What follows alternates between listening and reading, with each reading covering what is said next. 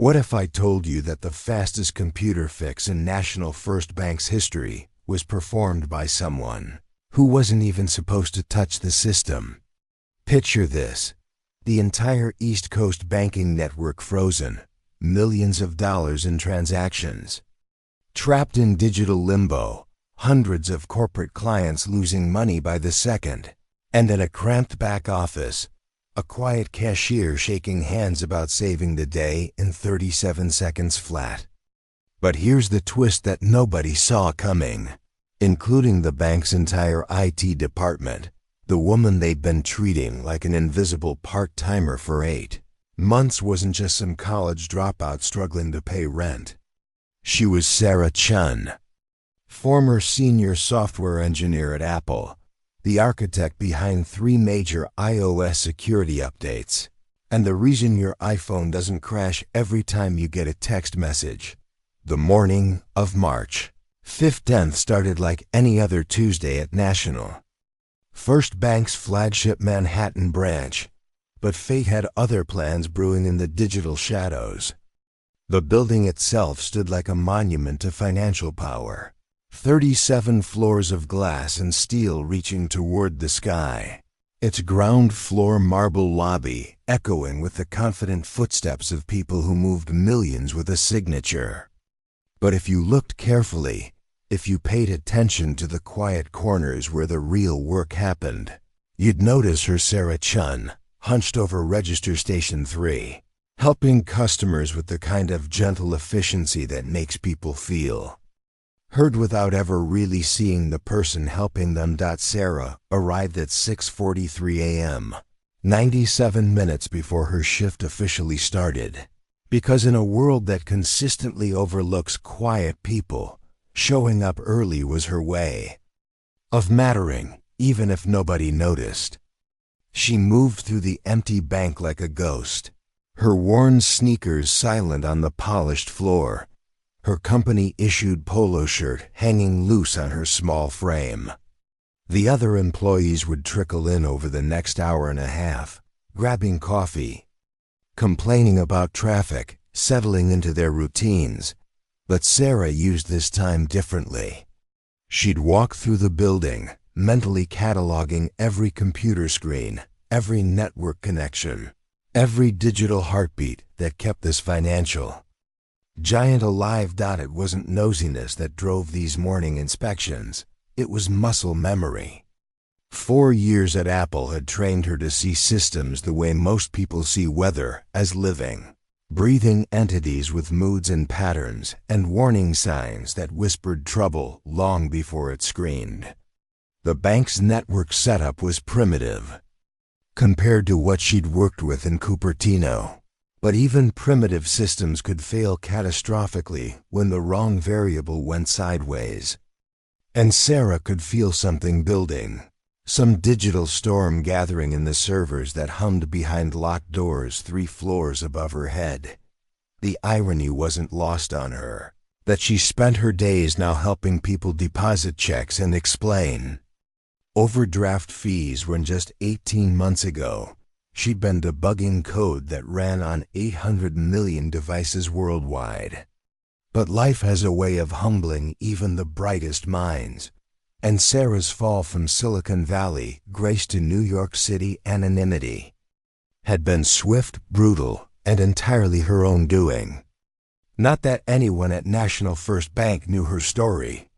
To them, she was just the quiet Asian girl who worked the slow registers, never complained about difficult customers, and seemed grateful for any shift they'd give her. Regional manager David Morrison had hired Sarah during one of those desperate December rushes when half the staff called in sick and the holiday banking volume threatened to overwhelm their remaining capacity. He'd barely glanced at her application, focusing instead on her availability, any shift, any day, whenever you need me, and her willingness to work for the minimum wage that most applicants scoffed at. What he missed, what everyone missed, was the section on her resume where she'd listed her previous employment simply as technology sector, California, with no details, no company names, no achievements.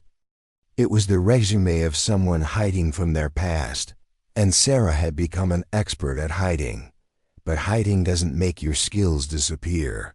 And 8 months of watching National First Bank's daily operations had given Sarah an intimate understanding of their digital infrastructure. She knew that the main server cluster was running on 15-year-old hardware held together with patches and prayers. She knew that their backup systems hadn't been properly tested in 3 years. She knew that their network security was so outdated that a moderately skilled teenager could probably access their customer database from a coffee shop Wi-Fi connection. Most concerning of all, she knew that their automated transaction processing system had been showing warning signs for weeks, tiny glitches that lasted milliseconds. Error logs that IT dismissed as normal fluctuations, but which Sarah recognized as the digital equivalent of chest pains before a heart attack. None of this was her responsibility. Of course, Sarah's job description was magnificently simple: process deposits, handle withdrawals, answer basic account questions, and smile while doing it. The computer systems that powered those transactions were the domain of the IT department, a team of 6 men in their 40s and 50s who treated the bank's network like a classic car, something to be admired and maintained, but never fundamentally improved. They wore their expertise like armor, speaking in acronyms and technical jargon that made everyone else feel stupid for asking questions. And they especially didn't want input from a part-time cashier who probably learned everything she knew about computers from YouTube videos. The morning routine continued with mechanical precision. Sarah counted her drawer, logged into her terminal, and arranged her workspace with the careful attention of someone who understood that small details matter. Around her, the bank came alive with the familiar sounds of another business day beginning.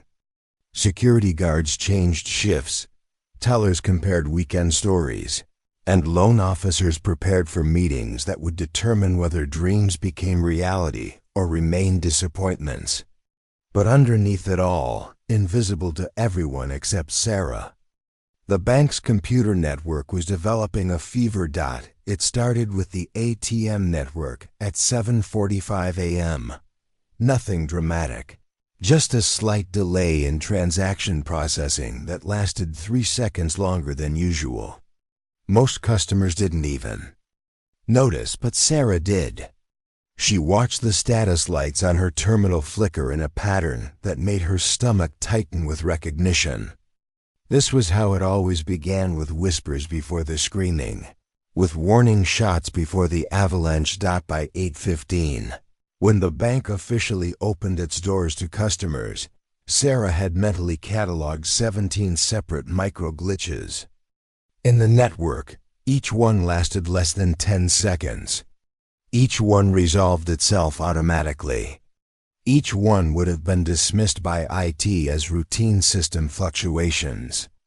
But taken together, they painted a picture that made Sarah's hands tremble as she helped her first customer of the day, an elderly woman depositing her Social Security check, who had no idea that the pleasant girl behind the counter was watching a disaster unfold in real time. The worst part was the isolation. Sarah couldn't share her concerns with anyone, because doing so would require explaining how she knew what to look for, and explaining that would mean revealing who she really was. So she processed transactions with growing anxiety, smiled at customers while calculating probability cascades in her head, and tried to convince herself that maybe, just maybe, the system would stabilize on its own.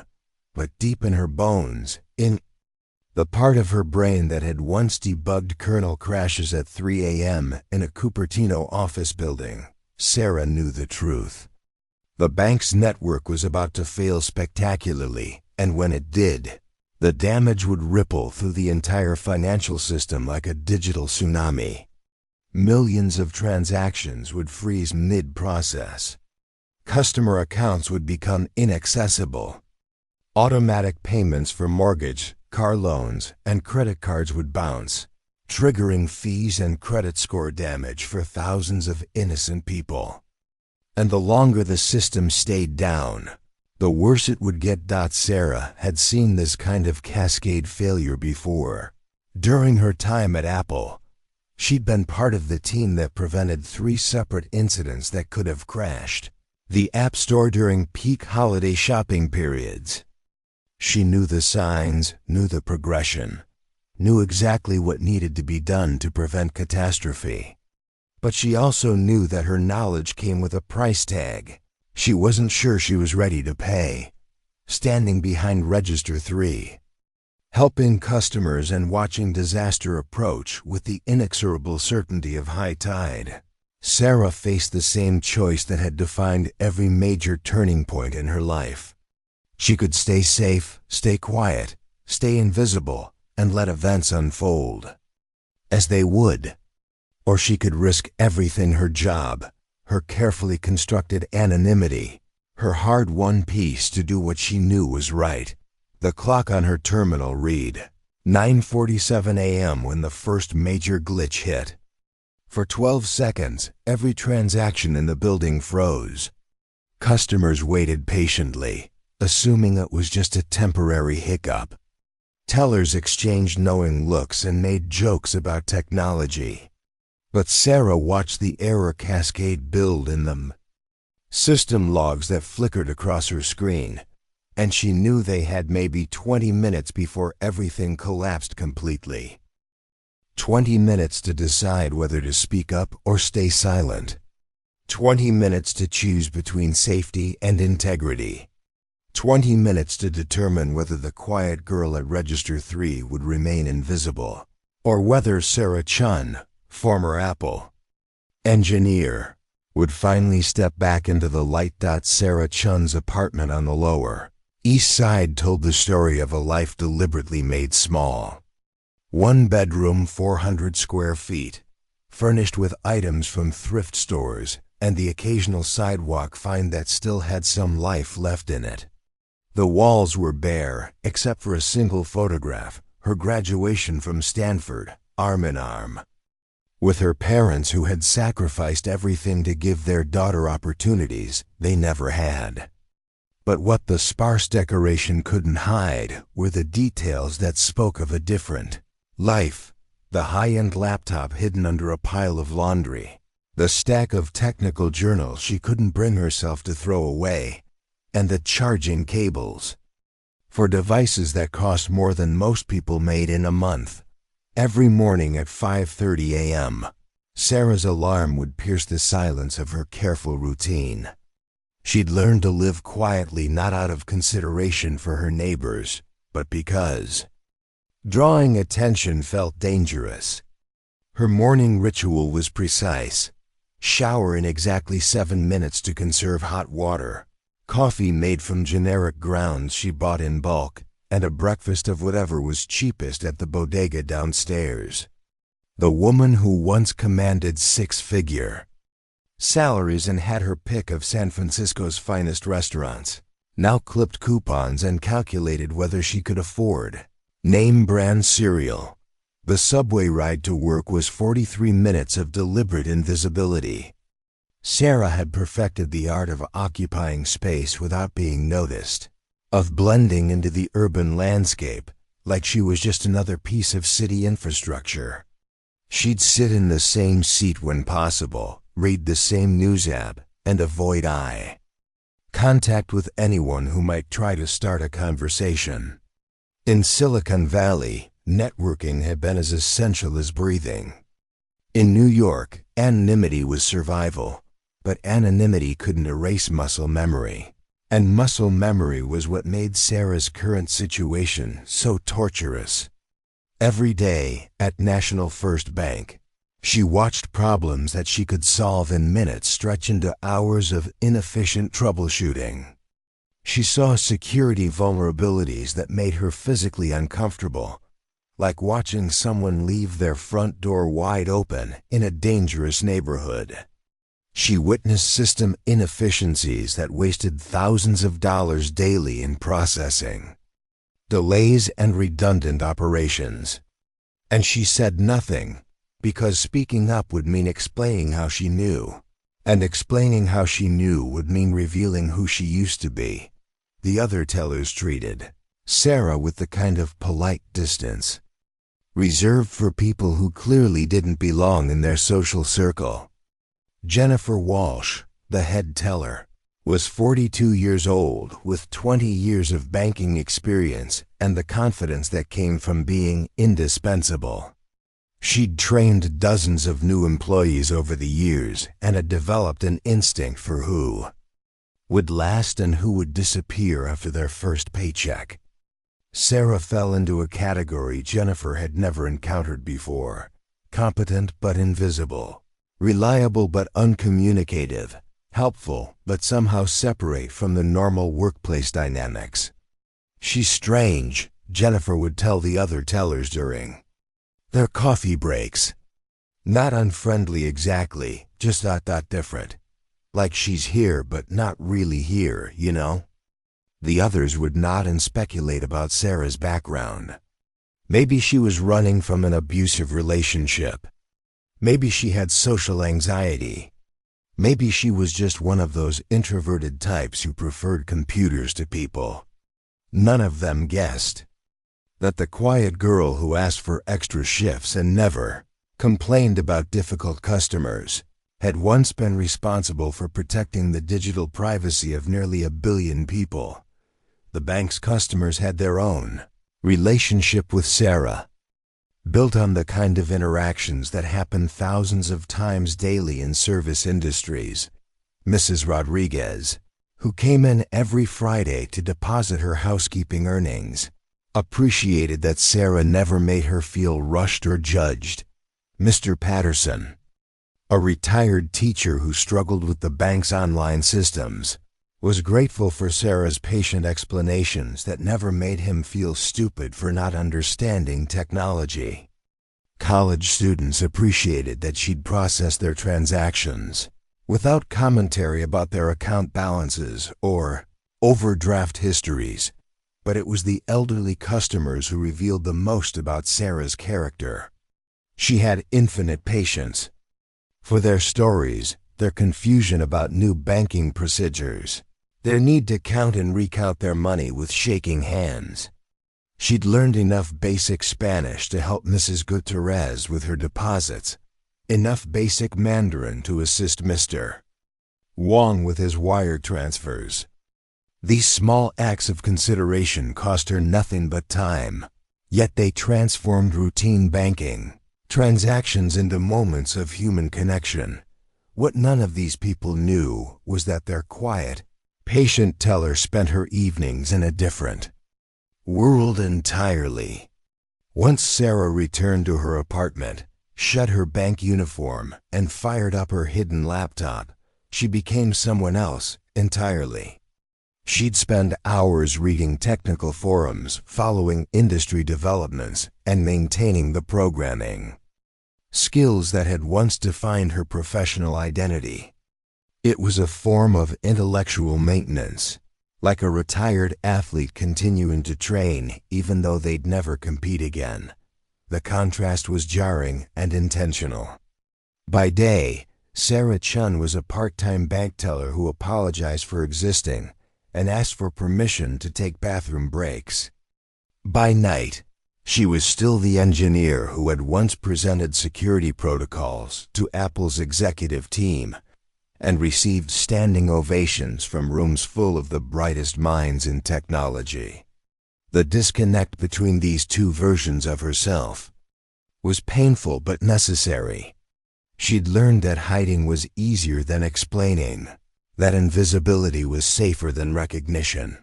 Her fall from grace hadn't been dramatic in the way that makes headlines. There was no scandal, no ethical violation, no moment of obvious failure that could be pointed to as the turning point.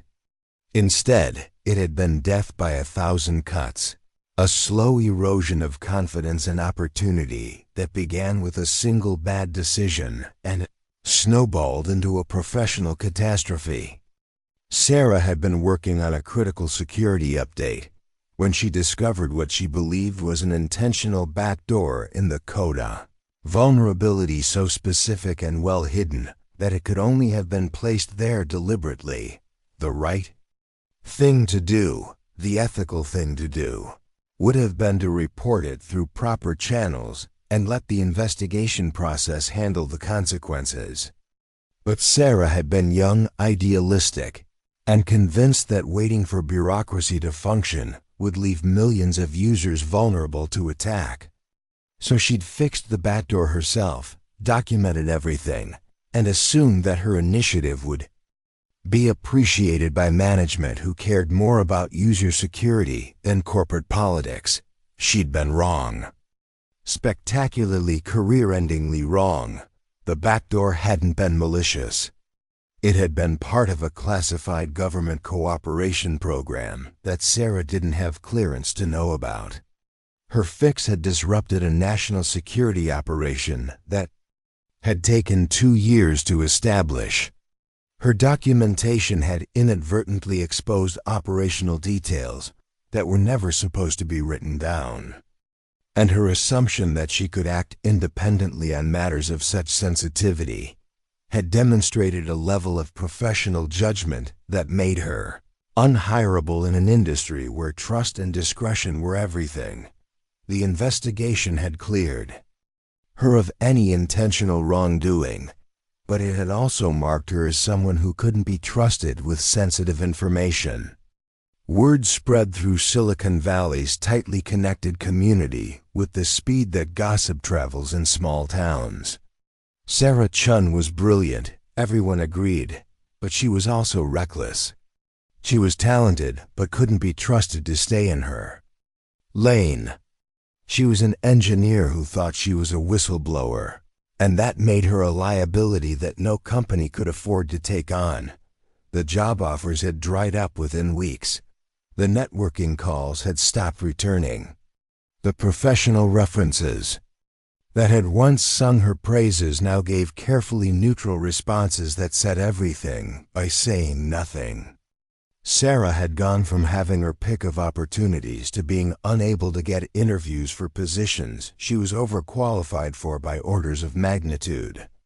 Pride had kept her in California for 6 months, burning through savings and hoping that time would heal the professional wounds she'd inflicted on herself.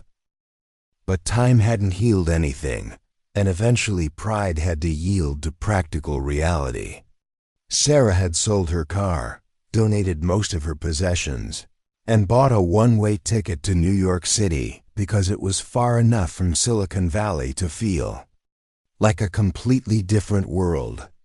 She'd chosen banking because it was stable, because it didn't require references from the tech industry, and because nobody would expect a former Apple engineer to be processing deposits and withdrawals for $12 an hour. The plan had been temporary. Sarah would lay low for a year, maybe 2, until the scandal faded from industry memory. She'd rebuild her professional network slowly, carefully, with the kind of discretion that her younger self had never possessed.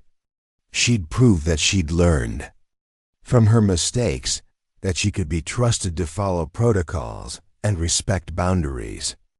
Then she'd return to the work she loved with the wisdom that only comes from losing everything and finding your way back. But temporary had stretched into 8 months, and 8 months had stretched into a routine that felt increasingly permanent. The longer Sarah stayed invisible, the harder it became to imagine stepping back into the light. The longer she remained silent about her expertise, the more difficult it became to explain why she'd been silent in the first place.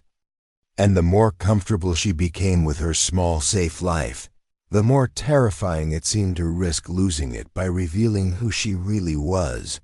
Now, standing behind Register 3 at National First Bank, watching the early warning signs of a system Failure that could affect millions of people. Sarah faced the same choice that had destroyed her career the first time. She could see what others couldn't see, fix what others couldn't fix, prevent what others couldn't prevent. But doing so would require her to step out of the shadows, to claim expertise she'd been hiding, to risk everything she'd carefully built in exchange for doing what she knew was right. The morning customers continued their routines, unaware that their quiet teller was fighting a war between safety and conscience, between the person she'd become and the person she used to be. And in 20 minutes, when the bank's computer system finally collapsed under the weight of cascading failures, Sarah would have to choose which version of herself would face the crisis. 10:37 a.m. arrived with the mechanical precision of digital disaster. Sarah was helping Mr. Kowalski, a 78-year-old retiree who came in every Tuesday to deposit his pension check, when every terminal in the bank simultaneously froze. The screens didn't go black, that would have been merciful. Instead, they displayed the spinning wheel of processing hell, that digital purgatory where transactions go to die while customers stand waiting and employees smile nervously and promise that everything will be working again in just a moment. But Sarah knew it wouldn't be working again in just a moment. The pattern she'd been tracking all morning had reached its inevitable conclusion. And now the cascade failure was spreading through National First Bank's network like wildfire through dry brush. In the server room 3 floors above her head, temperature alarms were probably starting to sound as processors worked overtime trying to untangle the digital knot that had formed in the system's core protocols. Database queries were timing out, backup systems were failing to engage, and somewhere in the maze of interconnected financial networks, transaction records were beginning to corrupt. Mr. Kowalski shifted his weight from one foot to the other, his arthritic hands gripping his walker with the patient determination of someone who had learned that most of life's problems eventually resolve themselves if you wait long enough. "Is everything okay, dear?" he asked, his voice carrying the gentle concern of a grandfather who had watched enough young people struggle to recognize when someone was fighting a battle they couldn't win alone. "Just a small technical issue," Sarah replied, her voice steady, despite the chaos building behind her professional smile. "It should be resolved shortly." The lie tasted bitter in her mouth because she knew exactly how long this would take to resolve. Approximately 6 to 8 hours if the IT department followed standard recovery protocols, assuming they even understood what had gone wrong in the first place. Around the banking floor, the atmosphere was shifting from routine inconvenience to genuine concern. Jennifer Walsh moved between the teller stations like a general surveying a battlefield, her 20 years of experience telling her that this wasn't the kind of glitch that fixed itself. The other tellers were starting to get that look, the wide-eyed panic of service workers who knew their customers were about to become angry and they had no solutions to offer. "What's the status of the system?" Jennifer called out to the general workspace, her voice carrying the authority of someone accustomed to managing crises.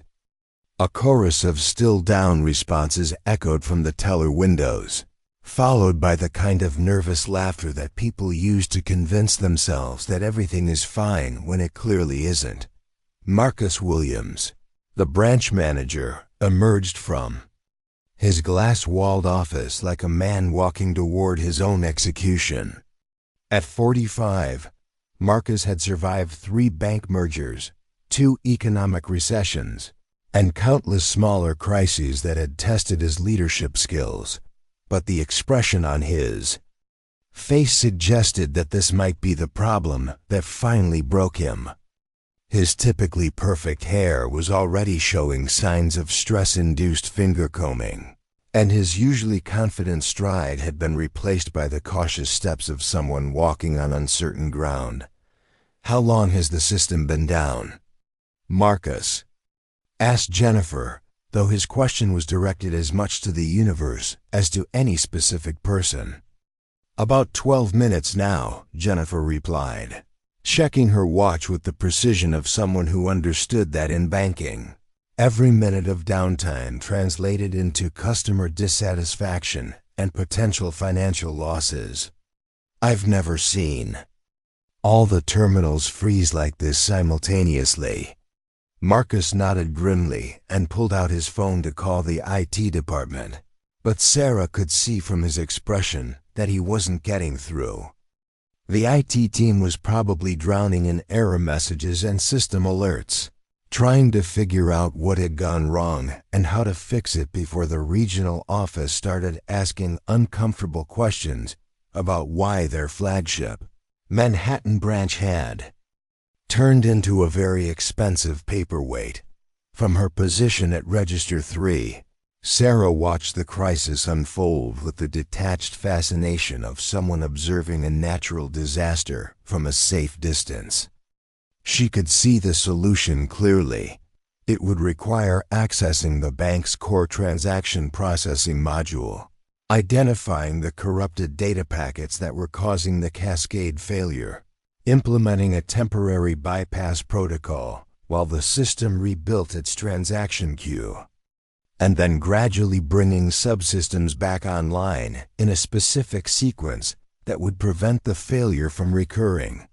The entire fix would take approximately 15 minutes if you knew what you were doing, had the proper access credentials, and understood the bank's specific network architecture well enough to avoid triggering the security protocols that would lock down the system even further. It was exactly the kind of problem that Sarah had solved dozens of times in her previous life. The digital equivalent of performing surgery with the patient bleeding out on the table while everyone else debated whether to call a doctor, but knowing the solution and being in a position to implement it were two entirely different things. Sarah was a part-time teller with no official IT responsibilities, no system access beyond her basic terminal functions, and no credibility with the people who could authorize emergency system modifications. More importantly, she was someone who had spent 8 months carefully constructing an identity that had nothing to do with her technical expertise. Stepping forward now would require her to tear down that construction, to expose herself to the same kind of professional scrutiny that had destroyed her career once before. The internal debate raged in Sarah's mind while she maintained her composed exterior, smiling reassuringly at Mr. Kowalski and the growing line of customers who were beginning to shift from patient to concerned. On one side was the voice of self-preservation, the hard-learned wisdom that had kept her safe and employed. For 8 months, "Mind your own business," it whispered. "This isn't your responsibility. You've built a good life here, small but stable. Don't risk it for people who wouldn't do the same for you." On the other side was the voice that had driven her to become an engineer in the first place, the part of her that couldn't watch systems fail when she knew how to fix them. Millions of people were connected to this network, it argued. Credit card transactions, mortgage payments, payroll deposits, all of it was backing up behind this failure like water behind a dam. Every minute of delay meant more people affected, more financial damage, more innocent customers who would suffer the consequences of a problem they didn't create and couldn't solve. The debate might have continued indefinitely if not for the arrival of Mrs. Rodriguez, the house cleaner who came in every Friday to deposit her earnings and had become one of Sarah's favorite customers. Mrs. Rodriguez was 63 years old, spoke limited English, and had the kind of weathered hands that told the story of a life spent in service to others.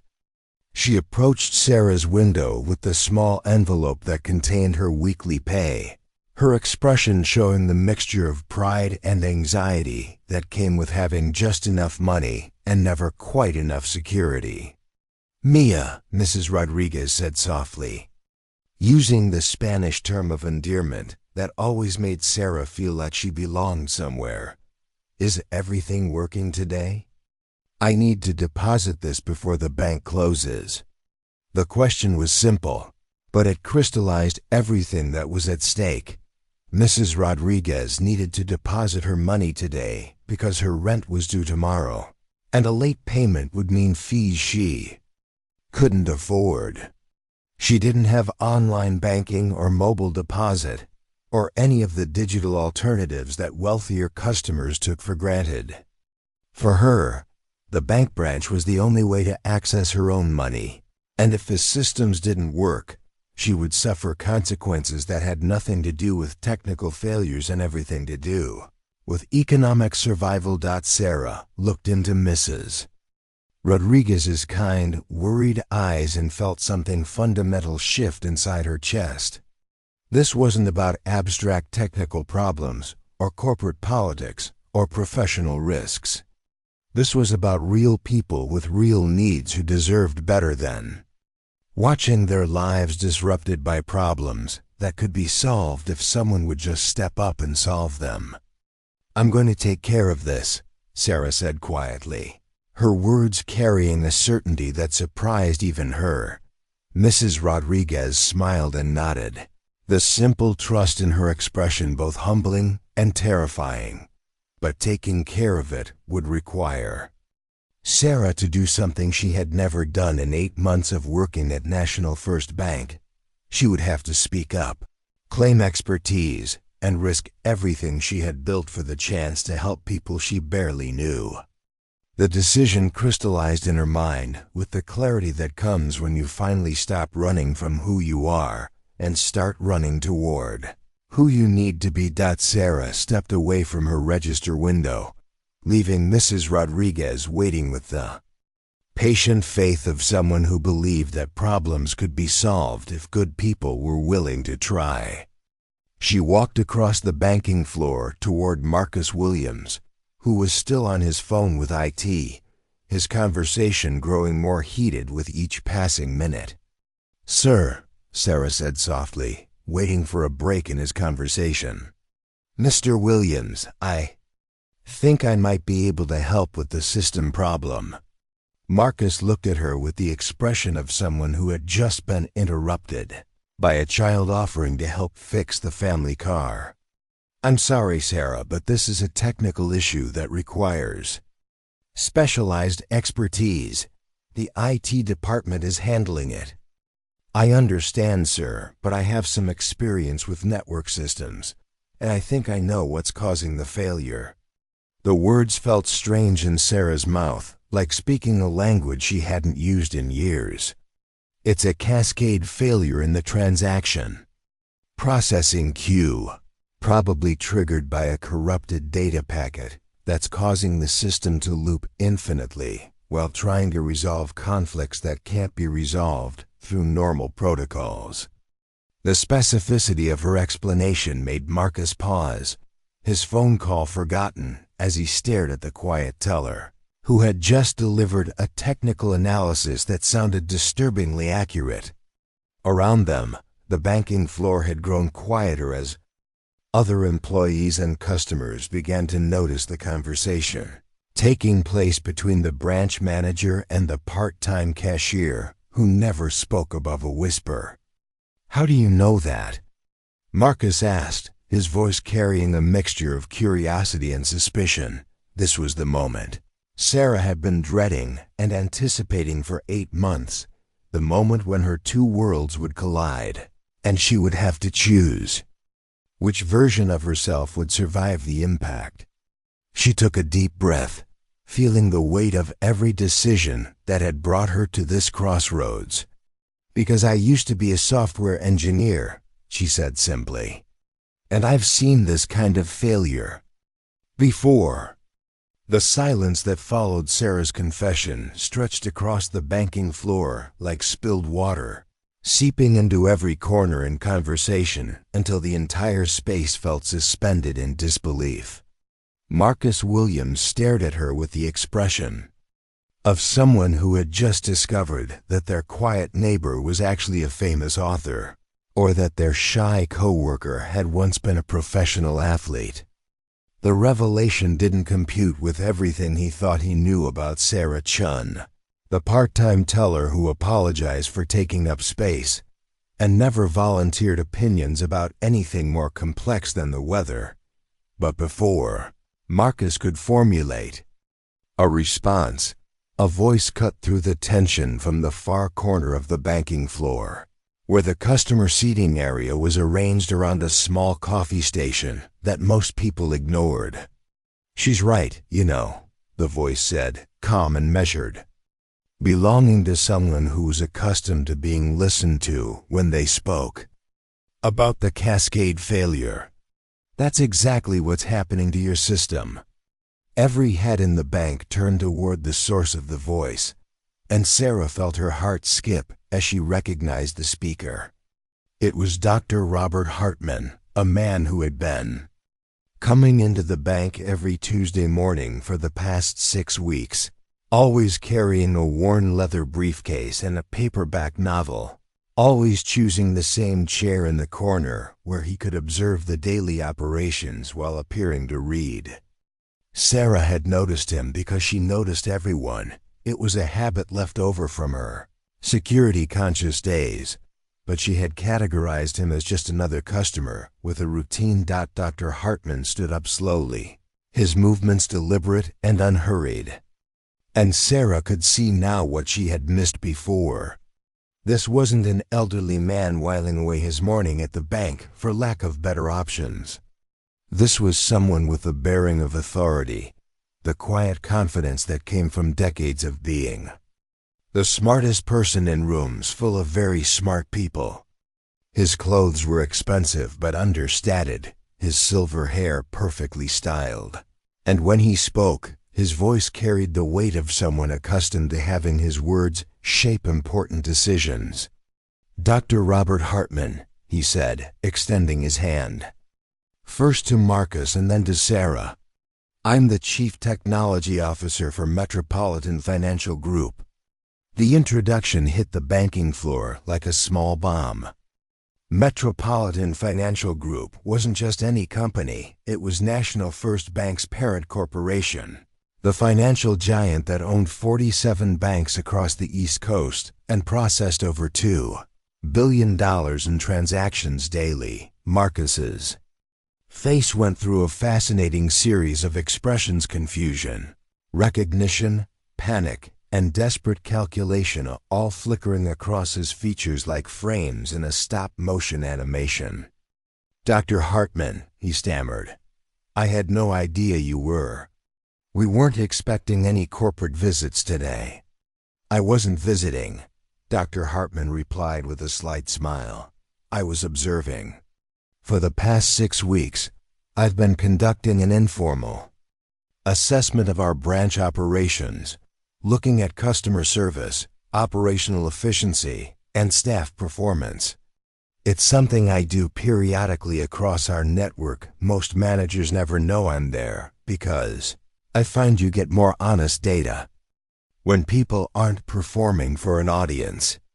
Sarah felt the blood drain from her face as the implications sank in. For 6 weeks, she had been unknowingly observed by one of the most powerful people in banking technology, a man whose decisions affected millions of customers and thousands of employees. Every interaction she'd had with customers, every moment of quiet competence, every small act of consideration, all of it had been cataloged by someone with the authority to change her life with a single phone call. "But more importantly right now," Dr. Hartman continued, his attention shifting back to Sarah, "I've been watching someone who clearly understands systems, architecture at a level that far exceeds her current job description. Miss Chen, would you Mind telling me more about your background in software engineering? The question hung in the air like a challenge, and Sarah felt the familiar weight of a moment that would define everything that came after. She could deflect, minimize her experience, try to maintain some version of the anonymity that had protected her for 8 months. Or she could trust that sometimes the truth, however complicated, was the only path forward. I worked at Apple for 4 years, Sarah said, her voice growing stronger with each word. Senior software engineer in the security division. I was part of the team that developed iOS encryption protocols and worked on 3 major security updates that are still running on active devices. I specialized in system architecture, network security, and cascade failure prevention. The banking floor had gone completely silent now, customers and employees alike absorbed in a conversation that none of them had expected to witness. Mrs. Rodriguez still stood at Sarah's abandoned register window, her deposit envelope clutched in her weathered hands, but her expression had shifted from patience to fascination as she watched the quiet girl, who had always been so kind to her, reveal herself as someone entirely different. Dr. Hartman nodded slowly, his expression suggesting that Sarah's credentials were exactly what he had expected to hear. And why are you working as a part-time teller instead of continuing in software engineering? The question was gentle but direct, the kind of inquiry that demanded honesty even when honesty was painful. Sarah took a deep breath, feeling the weight of 8 months of carefully constructed lies beginning to crumble. I made a mistake, she said simply. A well-intentioned mistake that had serious consequences. I discovered what I thought was a security vulnerability and fixed it without proper authorization. It turned out to be part of a classified government program, and my actions disrupted an ongoing operation. She paused, gathering the courage to continue. I wasn't prosecuted or formally censured, but word spread through the industry that I couldn't be trusted to stay within my assigned parameters. No one would hire me. I came to New York to start over, to prove that I could follow protocols and work within established systems. Banking seemed like a place where I could contribute without causing the kind of disruption that ended my previous career. The confession left Sarah feeling simultaneously exposed and relieved, like finally setting down a weight she had been carrying for so long that she had forgotten what it felt like to stand up straight. Around her, the reactions were mixed. Marcus looked confused. Jennifer appeared sympathetic. And several customers were openly staring with the fascination that people reserve for unexpected plot twists in their daily routines. But Dr. Hartman's expression was thoughtful rather than judgmental. You fixed a security vulnerability that you believed put users at risk, even though doing so exceeded your authority and ultimately caused you professional harm? Yes, sir.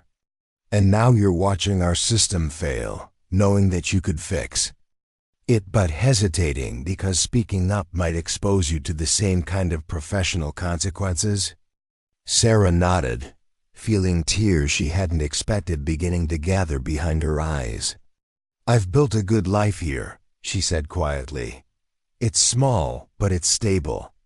These people have been kind to me. I don't want to lose that by overstepping again. Doctor. Hartman was quiet for a long moment, his gaze moving from Sarah to the frozen computer terminals, to the growing line of frustrated customers, to Marcus, who was clearly struggling to process the revelation that his part-time teller was more qualified to solve their current crisis than his entire IT department. Ms. Chen, Dr. Hartman said finally, let me tell you about a problem we've been having across our entire network for the past several months.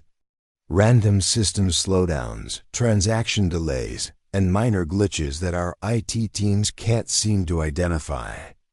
or resolve. Each incident is small enough to dismiss, but taken together, they're costing us millions in processing delays and customer satisfaction. Sarah felt her stomach tighten as she recognized the pattern he was describing. It sounds like a data corruption issue in your core transaction protocols, she said automatically, her engineering instincts overriding her caution. Probably related to legacy code interactions with newer security updates.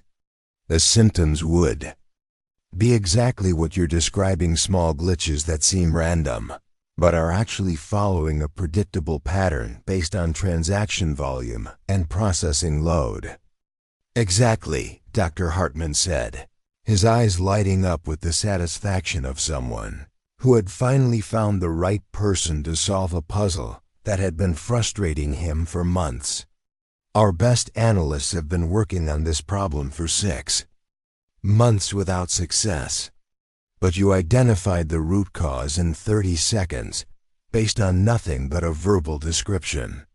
He stepped closer to Sarah, his voice taking on the urgency of someone who understood that crises were also opportunities. What we're experiencing right now in this branch is the same problem, amplified to catastrophic proportions. Our IT team is going to spend hours trying to restore service using standard protocols that won't work because they don't understand what they're dealing with. But you do.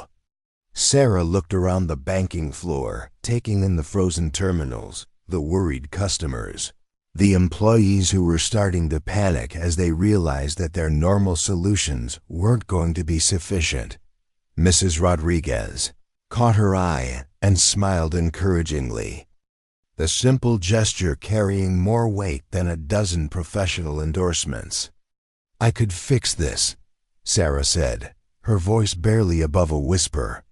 But I'd need administrative access to your core systems, and I'd need people to trust me with authority. I haven't earned in this context. You've earned it by being right, Dr. Hartman replied firmly, and by caring enough to speak up even when staying quiet would be safer. He turned to Marcus, who had been following the conversation with the expression of someone watching a tennis match played at professional speeds. Mr. Williams, I'm authorizing Ms. Chen to access our system recovery protocols. Whatever she needs, whoever she needs to override, you have my full authority to make it happen. Marcus nodded rapidly, clearly relieved to have someone else making the difficult decisions. But Sarah felt a familiar tremor of anxiety as she realized that once again, she was being asked to step outside her assigned role, to take responsibility for systems and decisions that could have far-reaching consequences. The last time she had done this, it had cost her everything. Dr. Hartman, she said carefully, I want to help, but I need you to understand what you're asking. If I access your core systems and something goes wrong, if my solution creates new problems or exposes vulnerabilities that get exploited later, the consequences could be severe. Are you willing to take that risk based on a 6-week observation period and one correct diagnosis? Dr. Hartman smiled, the expression transforming his face from authoritative to almost grandfatherly. Ms. Chen, in 40 years of technology leadership, I've learned that the biggest risk isn't trusting the wrong person with important decisions. The biggest risk is failing to trust the right person when they're standing right in front of you. Sarah felt something shift inside her chest, the same sensation she had experienced 8 months ago when she decided to leave California and start over in New York. It was the feeling of standing at the edge of everything familiar and safe, looking out at possibilities that were both terrifying and necessary. All right, she said, her voice growing steadier with each word. Let's fix this system. What happened next would have been anticlimactic if anyone except Sarah had understood what they were witnessing. To the customers and staff gathered in The banking lobby. It looked like nothing more than a young woman sitting down at a computer terminal and typing very quickly. But to someone who understood system architecture and network recovery protocols, it was like watching a master surgeon perform an operation that most doctors couldn't even attempt. Sarah's fingers moved across the keyboard with the fluid precision of someone who had spent years translating complex problems into elegant code solutions. She accessed the bank's core system through a maintenance portal that most employees didn't even know existed. Her login credentials temporarily elevated by Dr. Hartman's authorization codes. The screen filled with scrolling lines of error messages, system logs, and diagnostic data that would have looked like hieroglyphics to anyone without advanced technical training. "There," Sarah said quietly, pointing to a pattern in the data that was invisible to everyone else watching. The cascade failure started at 7:43 a.m., when a corrupted packet in the transaction queue created a recursive loop. The system kept trying to process the same transaction over and over, consuming more resources with each attempt until it overwhelmed the entire network. She navigated through layers of system architecture with the confidence of someone exploring a familiar neighborhood, her movements economical and purposeful. The reason your IT department couldn't fix this is that they're approaching it as a hardware problem, trying to restart servers and clear memory buffers. But it's actually a logic problem in the software itself. The system is functioning exactly as it was programmed to function. It's just been given instructions that create an impossible scenario. Dr. Hartman watched over her shoulder occasionally, nodding as Sarah explained her reasoning, but mostly just observing with the fascination of someone who recognized mastery when he saw it. Marcus Williams stood nearby, his earlier panic gradually giving way to amazement as he realized that his part-time teller was casually accomplishing what his entire team had been unable to do. "This is the corrupted packet," Sarah continued, highlighting a section of code that looked identical to everything else on the screen to the untrained eye. "It contains a transaction record that references an account number that doesn't exist in the current database format. When the system tries to process it, it searches for the account, can't find it, and creates an error condition. But instead of rejecting the transaction, the error handling protocol sends it back to the beginning of the queue to try again." Her explanation was interrupted by the arrival of 3 men in expensive suits, who burst through the bank's front entrance with the urgency of people responding to a crisis. The lead figure was David Chen, no relation to Sarah despite the shared surname, the regional IT director for Metropolitan Financial Group. Behind him were 2 technical specialists, carrying diagnostic equipment and wearing expressions of professional determination mixed with barely concealed panic. "Where's the system administrator?" David called out as he surveyed the frozen terminals and growing crowd of frustrated customers. "We need immediate access to the server room and all system logs from the past 4 hours. "Actually," Dr. Hartman said calmly, stepping forward to intercept the IT cavalry, "we have the situation under control. Ms. Chen here has identified the root cause and is implementing a solution." David looked from Dr. Hartman to Sarah with the confusion of someone whose worldview had just been turned upside down. "With all due respect, sir, this is a critical system failure affecting multiple branch locations. We need certified technicians with proper security clearances working on enterprise-level infrastructure, not—" He paused, searching for a polite way to describe what he saw as an unqualified civilian attempting complex technical work. "Not a former Apple senior engineer who has already diagnosed the exact cause of the failure and is currently implementing the fix? Dr. Hartman suggested mildly. David, meet Sarah Chen, who in the past 20 minutes has accomplished more diagnostic work than your entire team managed in the previous 4 hours. The introduction created a moment of cognitive dissonance that played out across David's face like time-lapse photography. His eyes moved from Sarah's bank uniform to the complex system diagnostics displayed on her screen, trying to reconcile the image of a part-time teller with the evidence of advanced technical expertise. I don't understand, David said finally. Our personnel records show Ms. Chen as a part-time customer service representative with no technical background listed.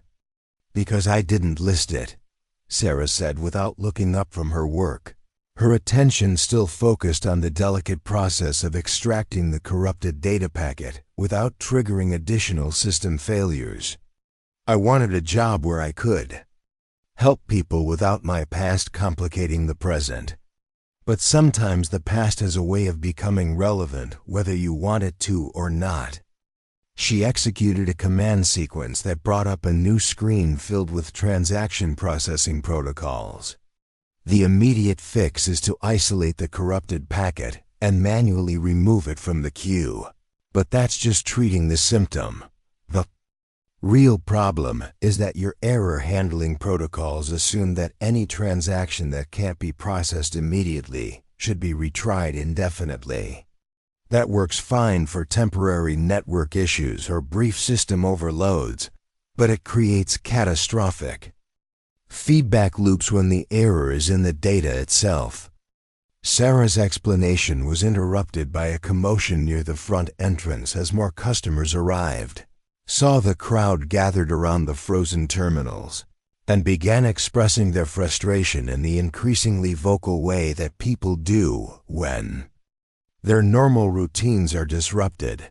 Mrs. Rodriguez, still waiting patiently at Sarah's abandoned register window, caught Sarah's eye and made a small gesture of encouragement, as if to say that she believed everything would work out fine because good people were working on the problem. How long will the repair take? Marcus asked, his question directed at Sarah rather than the IT specialists who had presumably come to solve the crisis. The immediate fix will take about 10 more minutes, Sarah replied, her fingers continuing their dance across the keyboard. But I'd recommend implementing a more comprehensive solution to prevent this from happening again. You need better data, validation protocols, improved error handling logic, and regular database maintenance to identify and remove corrupted records before they can cause system-wide failures. David stepped closer to Sarah's workstation, his initial skepticism giving way to professional curiosity as he began to understand the scope of what she was accomplishing. You're performing live database surgery on a production system without any backup or rollback procedures, he observed, his voice carrying a mixture of admiration and concern.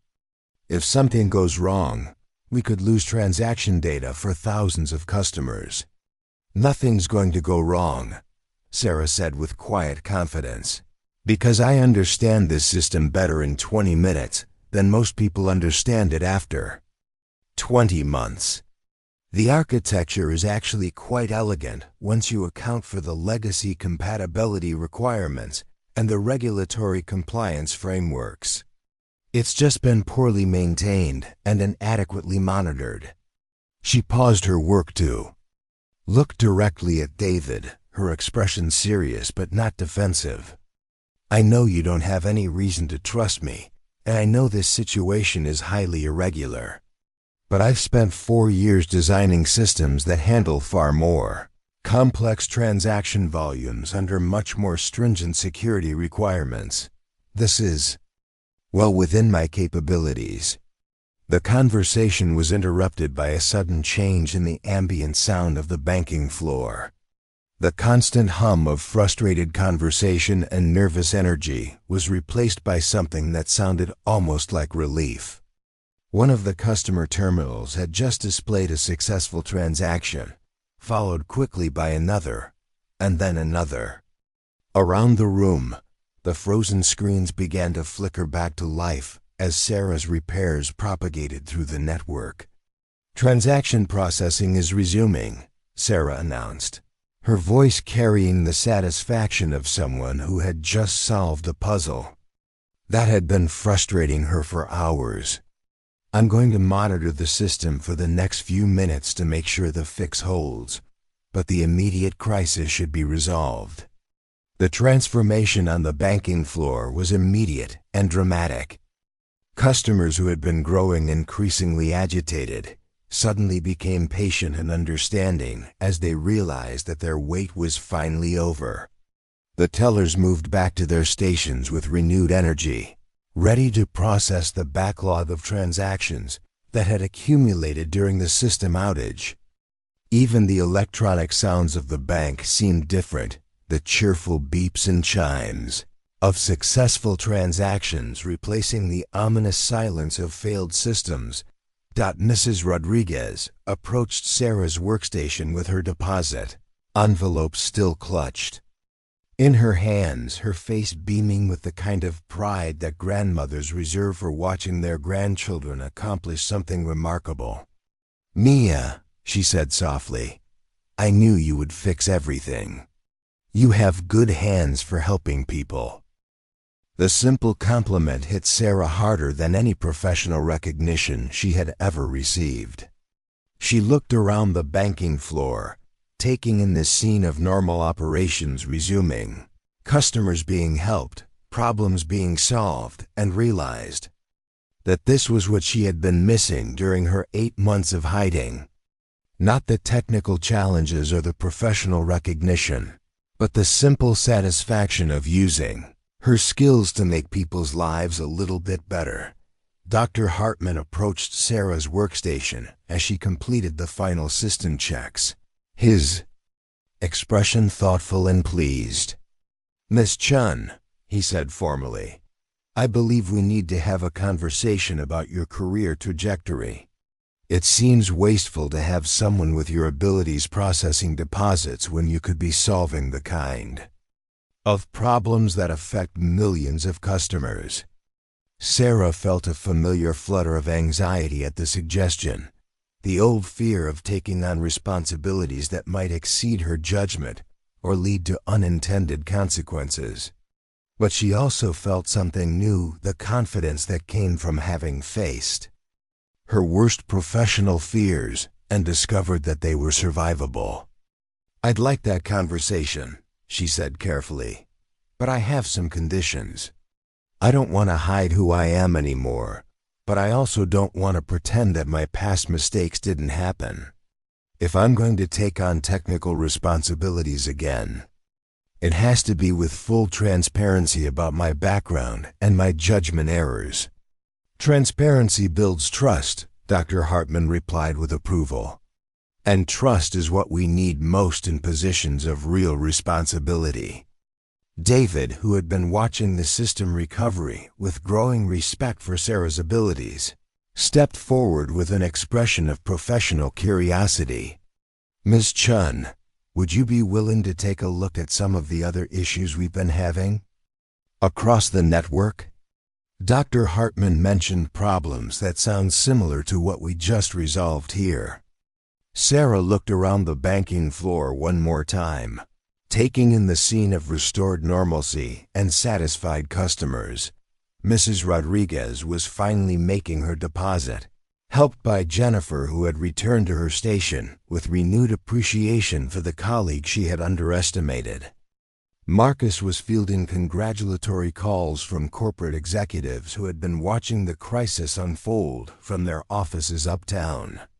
And scattered throughout the room were the customers and coworkers who had witnessed something extraordinary, disguised as something ordinary. "Yes," Sarah said, her voice growing stronger with each word. "I think I'd like to get back to solving problems that matter." As the banking floor returned to its normal rhythm of daily operations, Sarah realized that she had just experienced something that 8 months of careful anonymity hadn't provided: the opportunity to be fully herself. Professional mistakes, and all in service of something larger than her own comfort and security. It wasn't the ending of her story that she had planned, but it was perhaps the beginning of a story worth telling, the revelation that Dr. Robert Hartman had been observing. Their branch operations for 6 weeks sent shockwaves through the banking floor that extended far beyond the immediate crisis. As the computer systems hummed back to life and normal operations resumed, the full implications of what had just occurred began to sink in for everyone who had witnessed Sarah's transformation from invisible teller to indispensable problem solver. Jennifer Walsh found herself completely reevaluating every interaction she'd had with Sarah over the past 8 months. The quiet girl who had seemed content with routine tasks and never volunteered for additional responsibilities had just casually solved a system failure that had paralyzed their entire network. Jennifer replayed conversations in her mind, looking for clues she had missed, signs of the expertise that Sarah had been carefully concealing beneath layers of deliberate anonymity. "I feel like an idiot," Jennifer confided to Marcus during a brief moment when the customer flow had slowed enough for private conversation. "She's been working next to me for 8 months, and I never suspected she was anything more than a college student trying to pay rent. How do you hide that level of technical knowledge while processing deposits and handling customer complaints?" Marcus shook his head, his own expression reflecting the disorientation of someone whose understanding of workplace dynamics had been fundamentally altered. "I hired her because she was available and willing to work for minimum wage," he admitted. "I never even looked closely at her resume because I was just trying to fill shifts during the holiday rush. If I had known she was a former Apple engineer, I would have been too intimidated to offer her a teller position." The conversation was interrupted by Dr. Hartman, who approached them with the measured steps of someone who understood that the next few hours would determine how this unexpected discovery would reshape their branch operations. "Mr. Williams, Ms. Walsh, I'd like to discuss some immediate changes to Ms. Chen's role and responsibilities. But first I need to understand how long this situation has been developing." Marcus pulled up Sarah's employment records on his terminal, scrolling through 8 months of performance evaluations, schedule changes, and customer feedback reports. She started in December as a part-time teller, maximum 25 hours per week. She's never called in sick, never been late, never had a single customer complaint. If anything, she's been almost too good at the job. Customers specifically request her window because she's patient and thorough. "And you never suspected she was overqualified?" Dr. Hartman asked, though his tone suggested genuine curiosity rather than criticism. "She was perfect for the position," Jennifer interjected. "Never complained about difficult customers, never seemed frustrated with routine tasks, never acted like the job was beneath her. Most overqualified candidates can't hide their resentment about taking positions they consider temporary." Sarah genuinely seemed to care about doing the work well. Dr. Hartman nodded thoughtfully, his attention shifting to Sarah, who was still at her workstation running final diagnostics on the restored system, while simultaneously helping customers who had been waiting during the outage. The multitasking came so naturally to her that she appeared to be having casual conversations about account balances, while monitoring complex system metrics that would have required David's full attention. "That's because she wasn't pretending to care about the work," Dr. Hartman observed. "She actually does care about helping people, regardless of the context. It's a character trait That's much rarer than technical expertise, especially in someone with her level of capability. The conversation was interrupted by the arrival of several more corporate executives who had been monitoring the crisis from the regional office.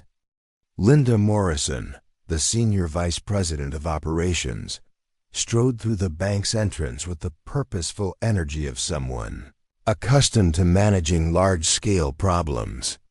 Behind her were two other executives whose expressions suggested they had been expecting to find chaos and were instead discovering something much more interesting. "Dr. Hartman," Linda said, her voice carrying the clipped efficiency of someone who measured conversations in minutes and decisions in dollars. "We've been tracking the system restoration from downtown. Our preliminary analysis suggests that the resolution time was significantly faster than standard protocols would predict. How did your team manage to identify and fix the cascade failure so quickly?" "Actually," Dr. Hartman replied with a slight smile, "my team didn't fix it, Miss Chen did." He gestured toward Sarah, who was helping an elderly customer understand why his account balance had been temporarily unavailable during the system outage. "Our part-time teller, who happens to be a former senior software engineer from Apple." Linda's expression went through the same rapid evolution that had become familiar to everyone witnessing these revelations: confusion, disbelief, calculation, and finally a kind of professional excitement that suggested she was already seeing possibilities that others hadn't considered. A former Apple engineer working as a part-time teller? "By choice," Dr. Hartman clarified. "She's been rebuilding her career after a professional setback that wasn't her fault but affected her industry reputation. She took the teller position to maintain financial stability while staying under the radar, but today's crisis forced her to reveal her true capabilities." Linda approached Sarah's workstation with the direct confidence of someone who had built her career on identifying talent and deploying it effectively. She waited patiently while Sarah completed her customer transaction, then introduced herself with the formal courtesy that corporate executives use when they're about to make someone's life significantly more complicated. "Ms. Chen, I'm Linda Morrison, Senior VP of Operations for Metropolitan Financial Group. Dr. Hartman has been explaining your background and your role in resolving today's system failure. I'd like to discuss some opportunities that might better utilize your technical expertise." Sarah looked up from her terminal with the cautious expression of someone who had learned that opportunities from powerful people often came with complications that weren't immediately apparent. "I appreciate the interest, Ms. Morrison, but I want to be clear about something. I like working here. I like helping customers. I like my colleagues, and I've built a life that works for me. Any changes would need to respect that." The response clearly wasn't what Linda had expected. Most employees, especially those working in entry-level positions, would have jumped at the chance for corporate recognition and advancement. But Sarah's wariness suggested someone who had learned to be skeptical of offers that seemed too good to be true. "What if we could create a position that combined your technical expertise with your customer service experience?" Linda asked, her approach shifting from executive recruitment to collaborative problem-solving. "We've been looking for someone who understands both the technology and the human impact of our systems. Most of our IT specialists are brilliant with code, but struggle to communicate with the people who actually use their programs." Dr. Hartman stepped closer to the conversation, adding his perspective with the weight of someone whose opinions carried significant influence. "Ms. Chen, I've been observing your interactions with customers for 6 weeks. You have an unusual combination of technical mastery and genuine empathy. That's exactly what we need to bridge the gap between our development teams and our customer-facing operations.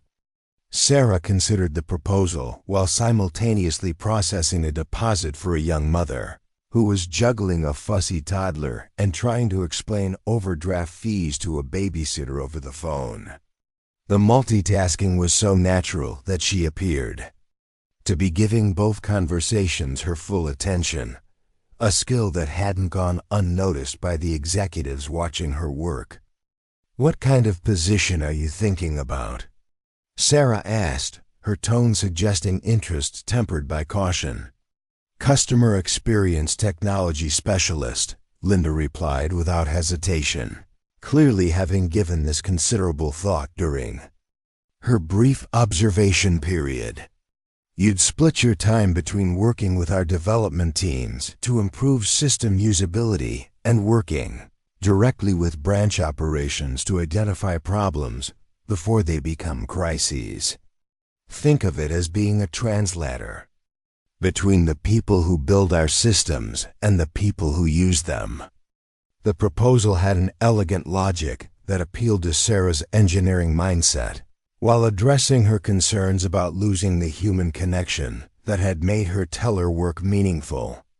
She would still be helping customers, but in a more strategic way that could prevent problems like today's system failure from affecting thousands of people. "There's something else," Dr. Hartman added, his voice taking on a more serious tone. "The network problems we've been experiencing across multiple branches, the ones I mentioned earlier, they're not isolated incidents. We're seeing a pattern of system degradation that suggests a fundamental issue with our core infrastructure. We need someone who can see the big picture while understanding the technical details." Sarah felt the familiar tingle of intellectual challenge that had drawn her to complex problems throughout her career. "How widespread are these issues?" 47 branches across 6 states, Linda replied. "Random slowdowns, transaction delays, occasional data corruption that our current IT teams can't explain or prevent. Each incident is small enough to manage individually, but the cumulative effect is significant customer dissatisfaction and operational inefficiency." The scope of the problem was exactly the kind of systematic challenge that Sarah had thrived on during her Apple years. She could already see potential solutions forming in her mind, approaches that would require understanding both the technical architecture and the human workflows that the technology was meant to support. "I'd want to maintain my customer-facing responsibilities," Sarah said carefully. "At least partially. I don't want to become so removed from the actual user experience that I lose perspective on what these systems are supposed to accomplish." "Absolutely," Linda agreed. "In fact, that's essential to the role. We need someone who understands technology from the customer's perspective, not just the developer's perspective." Sarah looked around the banking floor, taking in the scene of normal operations that had been restored through her intervention. Mrs. Rodriguez was completing her deposit with Jennifer, the transaction processing smoothly now that the system corruption had been resolved. Other customers were moving through their banking tasks with the casual efficiency that people take for granted until it's disrupted. And scattered throughout the room were her colleagues, people who had welcomed her into their professional family without knowing anything about her background or capabilities. "I have one more condition," Sarah said, her voice growing stronger with conviction. "I want to maintain my relationships with the people I work with now. If I take on additional responsibilities, I don't want them to create barriers between me and the colleagues and customers who have been part of my life for 8 months." Dr. Hartman smiled with genuine warmth, the expression transforming his face from corporate authority to understanding mentor. "Miss Chen, The best leaders are the ones who remember where they came from and who help them get where they're going. Your loyalty to the people who supported you when you were rebuilding your career is exactly why you're the right person for this position. As the afternoon shift change approached and the banking floor began to transition from the day's crisis to evening operations, Sarah realized that she was standing at another crossroads, facing another choice between safety and growth. But this time, the decision felt different. Instead of choosing between hiding and exposure, she was choosing between staying small and becoming everything she was capable of being. "All right," she said, her voice carrying the quiet confidence of someone who had faced their worst fears and discovered they were survivable. "Let's talk about how to make this work." The conversation that followed would reshape not just Sarah's career, but the way Metropolitan Financial Group approached the integration of technology and customer service across their entire network.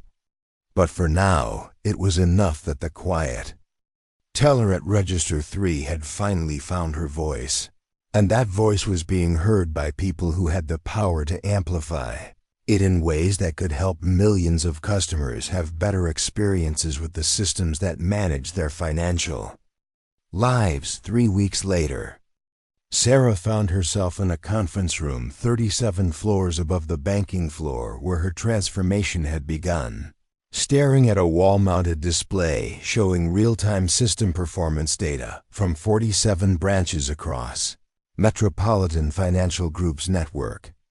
The view from the executive floor was breathtaking. Manhattan stretched out below, like a circuit board made of glass and steel. But Sarah's attention was focused on the patterns emerging from months of collected data that told a story of systematic degradation across their entire digital infrastructure. The conference room itself was a monument to corporate success.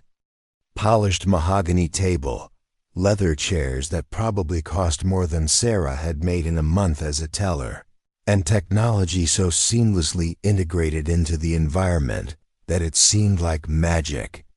But what struck Sarah most was how different this felt from the sterile, ego-driven meetings she remembered from her Apple days. The 12 people gathered around the table weren't posturing for position or protecting territorial boundaries. They were genuinely focused on solving problems that affected real customers. "The pattern is becoming clearer," Sarah said, using a laser pointer to highlight specific data clusters on the main display. "What we're seeing isn't random system degradation. It's a cascading failure in our legacy database architecture that's been building for approximately 18 months. Each individual incident looks isolated, but they're actually symptoms of the same underlying structural problem." David Chen, the regional IT director who had initially been skeptical of Sarah's capabilities, leaned forward with the expression of someone who was beginning to understand something that had been frustrating him for months. "You're saying all these random glitches across different branches are connected?" "More than connected," Sarah replied, clicking to the next slide, which showed a complex network diagram that she had spent 2 weeks constructing. "They're predictable. Based on transaction volume patterns, system load distributions, and the rate of data corruption accumulation, I can tell you exactly which branches will experience failures and approximately when they'll occur." The statement sent a ripple of attention around the conference table. Linda Morrison, who had been taking notes on a tablet while simultaneously managing what appeared to be a dozen other urgent communications, looked up with the sharp focus of someone who had just heard something potentially game-changing. "You can predict system failures before they happen?"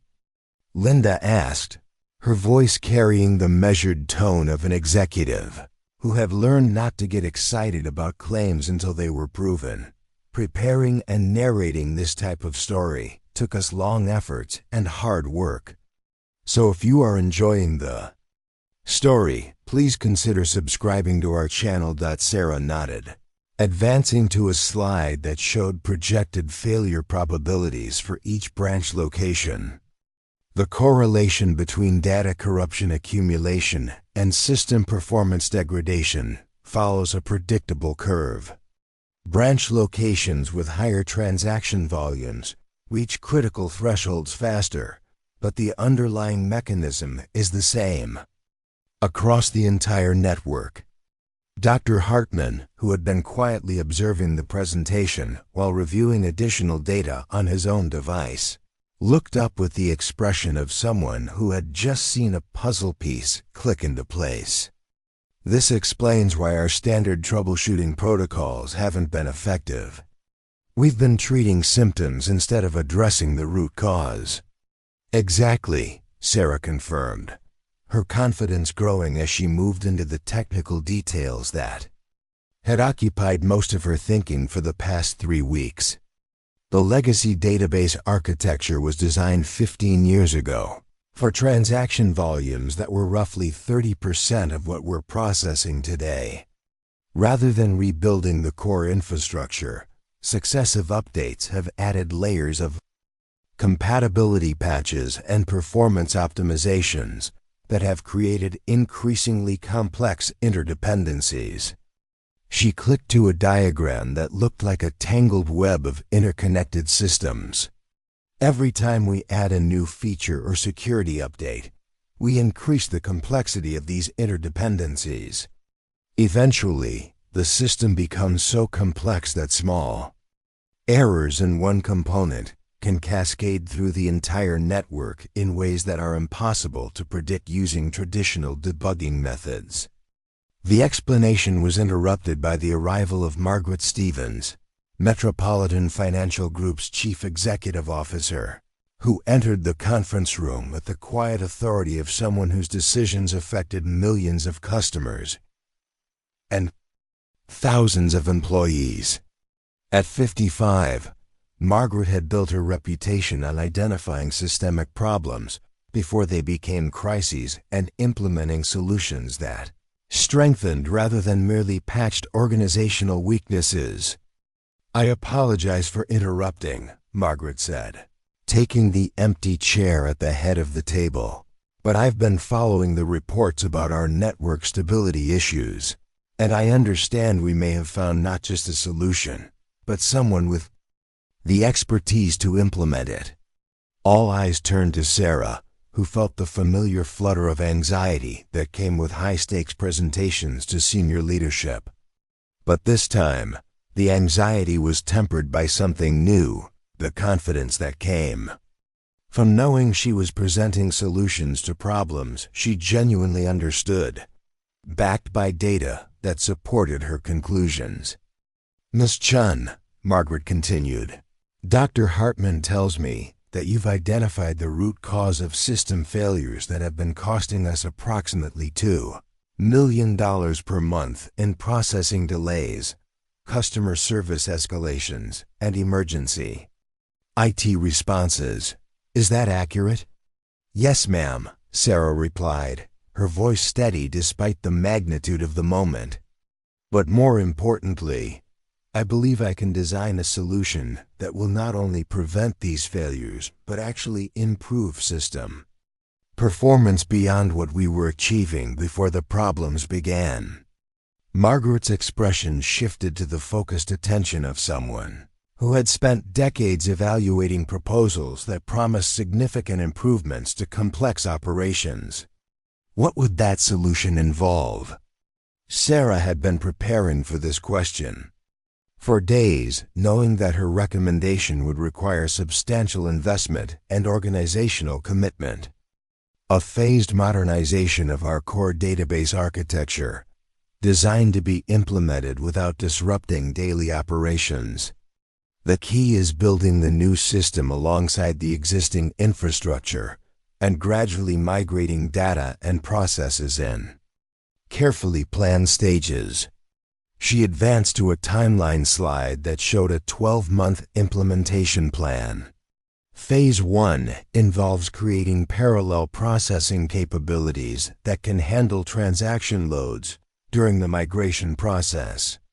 Phase 2 implements new data validation and error handling protocols that prevent corruption from accumulating. Phase 3 gradually transfers operational responsibilities from the legacy system to the modernized infrastructure. Dr. Hartman leaned back in his chair, his expression suggesting someone who was mentally calculating the technical and financial implications of Sarah's proposal. The complexity of managing parallel systems during migration would be extraordinary. Most organizations attempt complete system replacements instead of gradual transitions because the coordination requirements are so demanding, which is exactly why most system modernization projects fail, Sarah replied with quiet conviction. Complete replacements require everything to work perfectly on day one, with no room for adjustment based on real-world performance. Gradual migration allows us to identify and solve problems while maintaining operational stability. Linda looked up from her tablet, where she had been taking detailed notes throughout Sarah's presentation.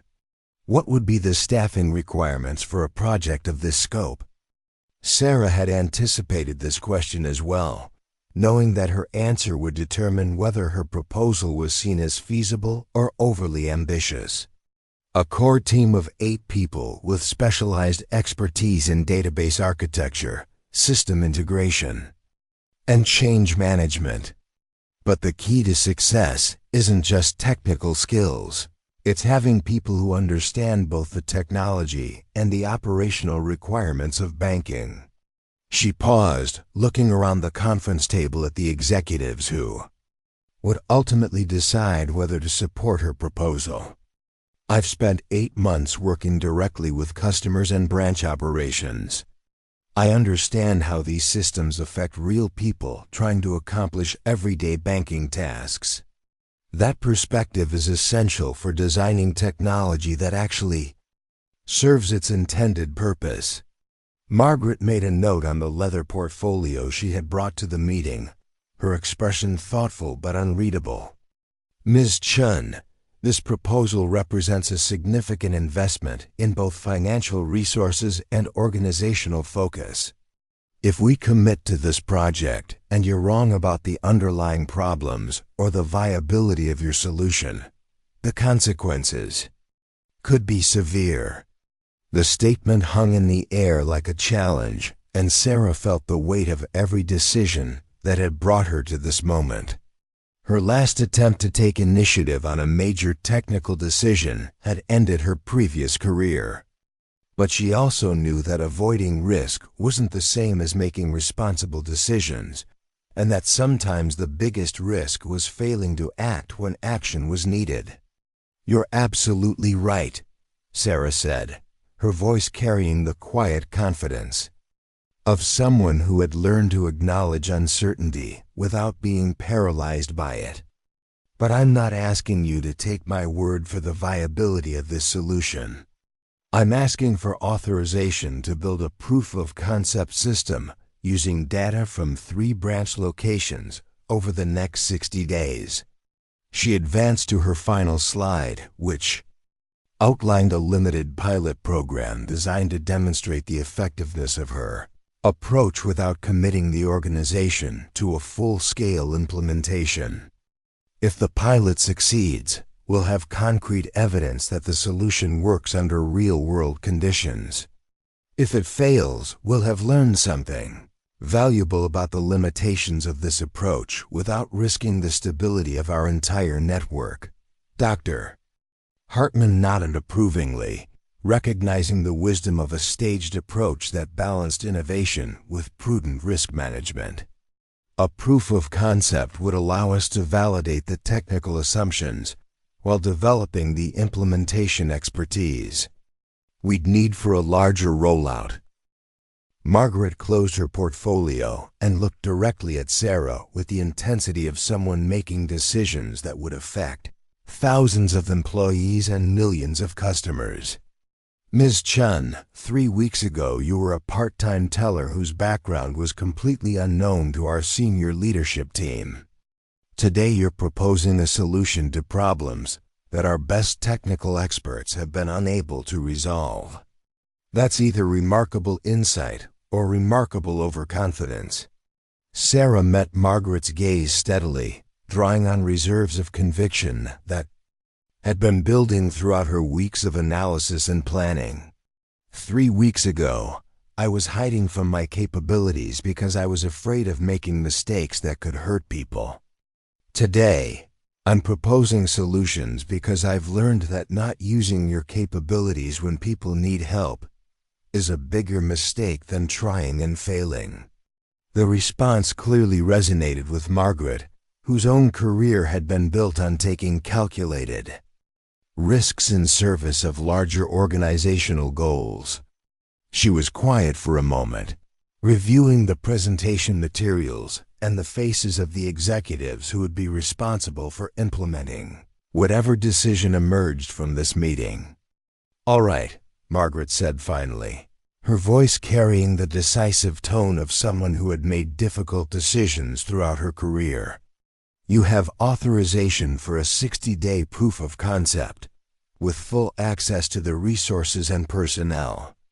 You need to demonstrate the viability of your approach." She paused, looking around the conference table at the team that would be responsible for supporting Sarah's project.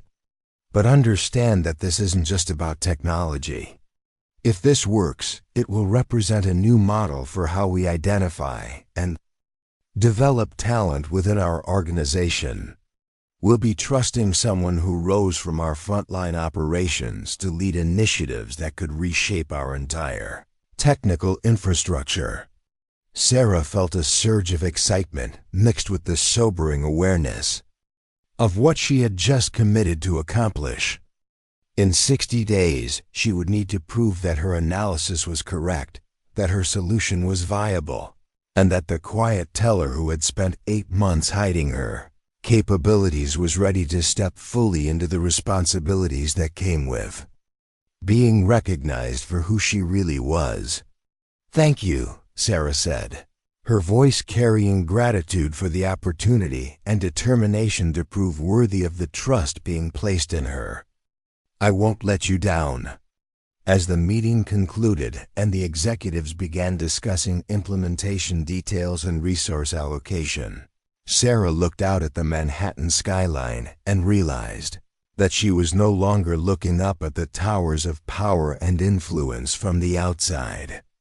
She was inside one of those towers, not as someone seeking acceptance, but as someone whose expertise was genuinely needed to solve problems that mattered. The transformation from invisible teller to strategic technology leader had happened faster than she could have imagined, but it felt right in a way that her previous career never had. This time, her technical expertise was grounded in real understanding of how systems affected people's daily lives. This time, her ambitions were balanced by hard-won humility about the consequences of overreaching. And this time, she was surrounded by colleagues who valued her contributions, not just for their technical merit, but for the human insight that made those contributions meaningful. The next 60 days would determine whether Sarah's confidence in her solution was justified, but she was no longer afraid of that test. She had learned that the biggest failures came not from trying and falling short, but from failing to try when your capabilities could make a difference. 58 days later, Sarah stood in the same conference room where she had first presented her solution, but everything about the moment felt different. The wall-mounted displays now showed real-time performance data from 3 pilot branch locations that had been running her modernized database architecture for 8 weeks. The numbers told a story of transformation that exceeded even her most optimistic projections. Transaction processing speeds had improved by 43%. System downtime had been reduced to 0, and customer satisfaction scores had reached levels not seen in over 2 years. But the data on the screens was only part of what had changed. The conference room was now filled with 15 people instead of the original 12, including representatives from branches that had volunteered to be part of the next phase of implementation. Among them was Jennifer Walsh, who had been promoted to Regional Customer Experience Coordinator based on insights she had provided during the pilot program, and Marcus Williams, whose leadership during the transition had earned him recognition. As a model branch manager, Margaret Stevens entered the room precisely at 9 a.m., her expression carrying the satisfaction of someone who had made a difficult decision that had proven to be exactly right. Behind her were 2 additional executives Sarah hadn't met before: Thomas Rodriguez, Chief Financial Officer, whose presence suggested that the pilot program's success had attracted attention at the highest levels of corporate leadership, and Dr. Patricia Wong, Head of Innovation Strategy, whose involvement indicated that Sarah's work was being viewed as more than just a technical fix. "Miss Chen," Margaret began, settling into her chair while scanning the performance data displayed around the room. "When we authorized your proof of concept 60 days ago, we were hoping to solve a significant operational problem. What we got was something much more valuable, a demonstration of how technological innovation and operational expertise can combine to create solutions that transform entire business processes." Sarah felt a familiar flutter of nervousness, but it was tempered by the confidence that came from knowing her work had succeeded beyond what anyone had expected. The past 2 months had been the most professionally fulfilling of her career, combining the intellectual challenges she had missed during her months as a teller with the human connection that had made that work meaningful. "The pilot program exceeded our technical objectives," Sarah replied, gesturing toward the performance metrics that filled the displays around them. "But what I found most encouraging was how quickly the branch teams adapted to the new systems. When technology genuinely improves people's ability to help customers, adoption happens naturally." Dr. Wong leaned forward with the expression of someone who specialized in identifying innovations that could be scaled across large organizations. "Ms. Chen, I've reviewed the detailed reports from all 3 pilot locations, and what stands out isn't just the technical improvements, it's the methodology you used to implement them. You managed to modernize critical infrastructure without disrupting daily operations, which most experts would have considered impossible." The comment highlighted something that Sarah was particularly proud of about the pilot program. Rather than forcing branch operations to adapt to new technology, she had designed the transition process to be almost invisible to daily workflows. Customers had continued to receive the same level of service while the underlying systems that supported that service had been completely rebuilt. The key was understanding that successful technology implementation isn't about replacing human processes with automated ones, Sarah explained, advancing to a slide that showed workflow diagrams from before and after the modernization. "It's about creating systems that enhance human capabilities rather than constraining them." Thomas Rodriguez, who had been reviewing financial projections on his tablet while listening to the technical discussion, looked up with the focused attention of someone whose job was to translate innovations into business value. "The cost savings from reduced system maintenance and improved processing efficiency are substantial, but the real value may be in customer retention and satisfaction improvements." He gestured toward a financial analysis displayed on one of the secondary screens.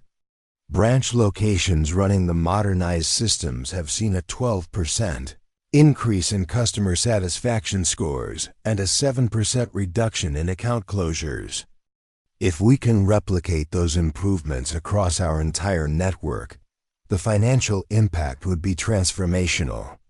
Sarah nodded, pleased that the executives were recognizing the broader implications of what they had accomplished. The technology improvements enable better customer service, which creates a positive feedback loop that benefits everyone involved.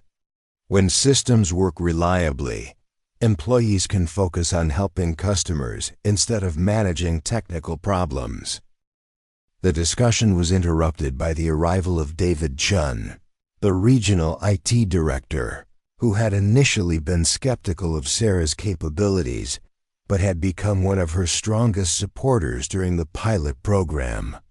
He was accompanied by 3 other IT specialists who had worked closely with Sarah over the past 2 months, learning not just her technical approaches, but her methodology for integrating complex system changes into existing operations.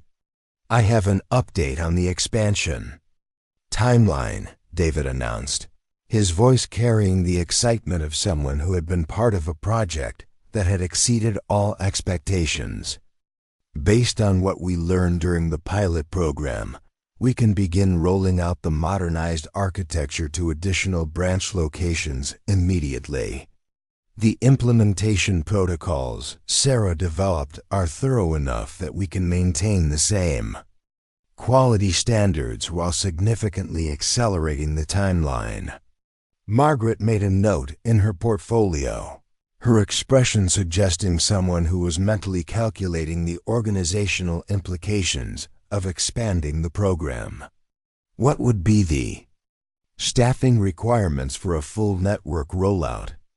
That's where Sarah's approach really shows its value. David replied, his tone carrying genuine admiration for his colleague's strategic thinking. Instead of requiring specialists for each implementation, she designed the transition process to be managed by existing branch personnel with remote technical support. We can modernize the entire network with the same core team that managed the pilot program. Dr. Hartman, who had been quietly observing the discussion while reviewing detailed technical documentation, looked up with the expression of someone who understood the broader implications of what they were discussing. Ms. Chen, you've accomplished something that extends beyond solving our immediate technical problems. You've created a model for technology implementation that other organizations will want to study and replicate. The observation highlighted something that Sarah had begun to recognize during the pilot program. Her approach to combining technical expertise with operational understanding represented a methodology that could be applied to challenges beyond banking systems. But she was also aware that success in one context didn't guarantee success in others, and that the attention her work was receiving came with responsibilities she needed to approach carefully. I appreciate the recognition, Sarah said, her voice carrying both gratitude and caution. But I want to emphasize that this success was only possible because of the collaborative approach we used.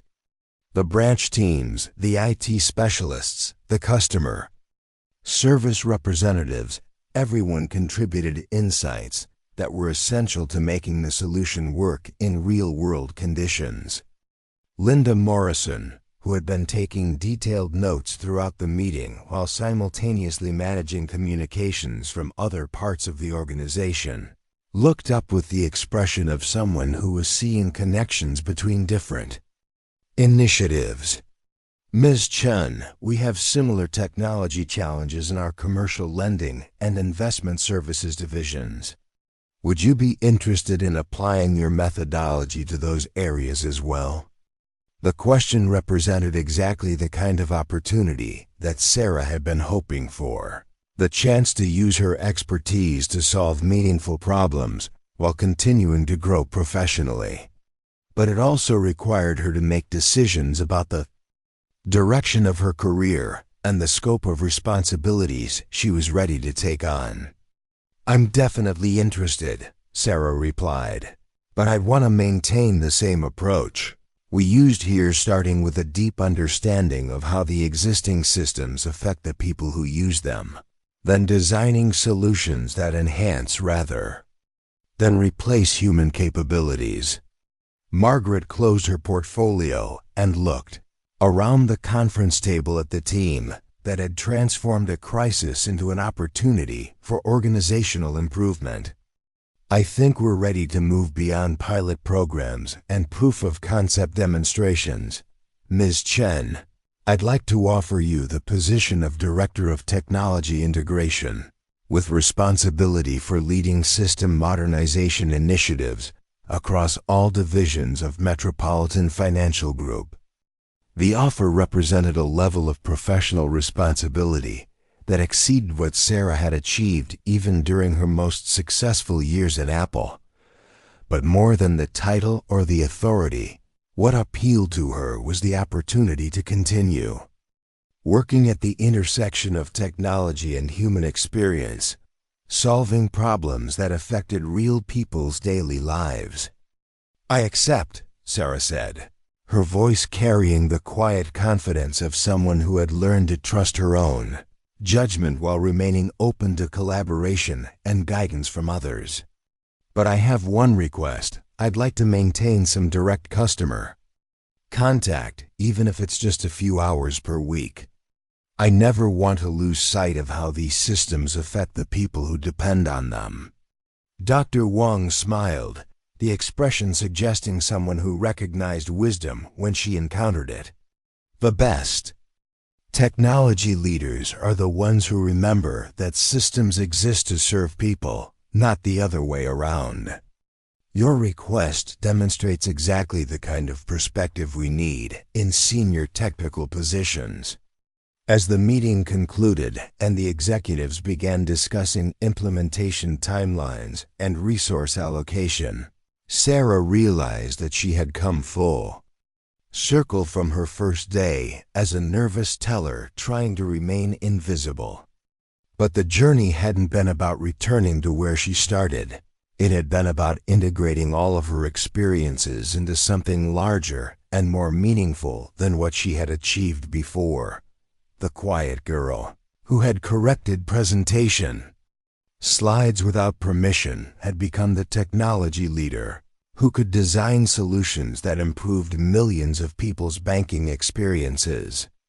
The former Apple engineer who had lost her career for overstepping boundaries had learned to balance innovation with collaboration, technical expertise with operational understanding, and professional ambition with genuine service to others. Standing in the conference room where she had first revealed her true capabilities, looking out at the Manhattan skyline that no longer seemed like a distant landscape of power and influence, Sarah understood that sometimes the most important transformations weren't about changing who you are. They were about finally becoming fully who you had always been capable of being. The banking crisis that had forced her out of hiding had become the opportunity that allowed her to integrate her technical expertise with her hard-won understanding of how systems affect human lives. And the colleagues who had witnessed her transformation from invisible teller to indispensable leader had become the foundation of a professional network built on mutual respect rather than self-promotion. As she prepared to leave the conference room and begin the work of modernizing financial systems across one of the country's largest banking networks, Sarah carried with her the lessons that had made this moment possible: that expertise without empathy was incomplete, that the best solutions came from understanding problems from multiple perspectives, and that sometimes the most powerful thing you could do was simply use your capabilities in service of something larger than yourself. The transformation was complete. But the work was just beginning. 6 months after accepting her new role as Director of Technology Integration, Sarah Chen found herself in a place she never could have imagined. During those early morning hours when she used to arrive at the bank hoping to remain invisible. The 39th floor of Metropolitan Financial Group's headquarters had been transformed into what the staff had started calling Sarah's Innovation Lab, a space that looked more like a comfortable coffee shop than a corporate office, with workstations arranged in casual clusters, whiteboards covered in colorful diagrams, and a corner dedicated to what Sarah insisted on calling customer reality testing. But it was the wall of monitors that told the real story of what had been accomplished. Real-time data flowed across dozens of screens, showing system performance. Metrics from 247 branch locations across 12 states. Transaction processing speeds that had once averaged 12.7 seconds, now completed in 3.2 seconds. Customer satisfaction scores had reached historic highs. System downtime had been virtually eliminated. Most remarkably, the financial impact had exceeded every projection. The modernization initiative had saved Metropolitan Financial Group over $18 million in operational costs while generating an additional $32 million in revenue through improved customer retention and expanded services. Sarah stood before the wall of data, but her attention was focused on something much smaller and more personal, a handwritten thank you note from Mrs. Rodriguez, the house cleaner who had become one of her favorite customers during her days as a teller. The note was simple. "Mia, I heard you were helping banks all over the country work better. I am so proud of you. Thank you for always taking care of people like me." The note had arrived that morning, forwarded from the original branch location, where Sarah still maintained her small desk in the customer service area. True to her word, she spent 4 hours every week working directly with customers, processing transactions, answering questions, and staying connected to the human reality that her technology solutions were designed to serve. It was a practice that had initially puzzled her corporate colleagues, but had become one of the most valuable aspects of her leadership approach. "Sarah, you need to see this," called Jennifer Walsh, who had become Sarah's primary liaison with branch operations and was now leading a team of 12 customer experience specialists. Jennifer was holding a tablet displaying what appeared to be a news article, her expression mixing excitement with disbelief. Sarah walked over to Jennifer's workstation, which was surrounded by the controlled chaos of someone managing multiple complex projects simultaneously. The tablet showed an article from Banking Technology Quarterly with the headline, "The Chen Method: How One Bank's Accidental Discovery is Revolutionizing Financial Technology Implementation." "They're calling it the Chen Method," Jennifer said, her voice carrying the amazement of someone who had watched her colleague transform from invisible teller to industry innovator. "Listen to this: Metropolitan Financial Group's unprecedented success in modernizing legacy banking systems without operational disruption has attracted attention from financial institutions worldwide. The methodology developed by Director of Technology Integration Sarah Chen combines technical expertise with operational empathy in ways that are being studied by business schools and technology companies across multiple industries," Sarah felt. A familiar flutter of anxiety at the attention, but it was tempered by satisfaction that came from knowing the recognition was based on real results that had improved real people's lives. Over the past 6 months, she had received inquiries from banks, credit unions, and financial services companies from around the world, all asking for guidance on implementing similar modernization programs. "There's more," Jennifer continued, scrolling through the article. They interviewed customers from 12 different branch locations. Listen to what Mr. Patterson said. You remember Mr. Patterson, the retired teacher who always struggled with online banking. Sarah nodded, remembering the patient man who had taught her as much about explaining technology as she had taught him about using it.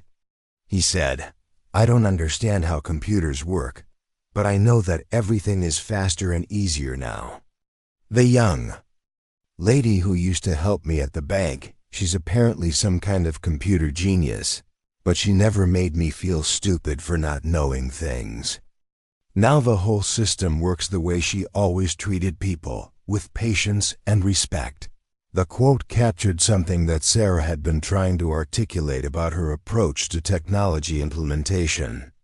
The best systems didn't just work efficiently, they worked in ways that respected the humanity of the people who used them.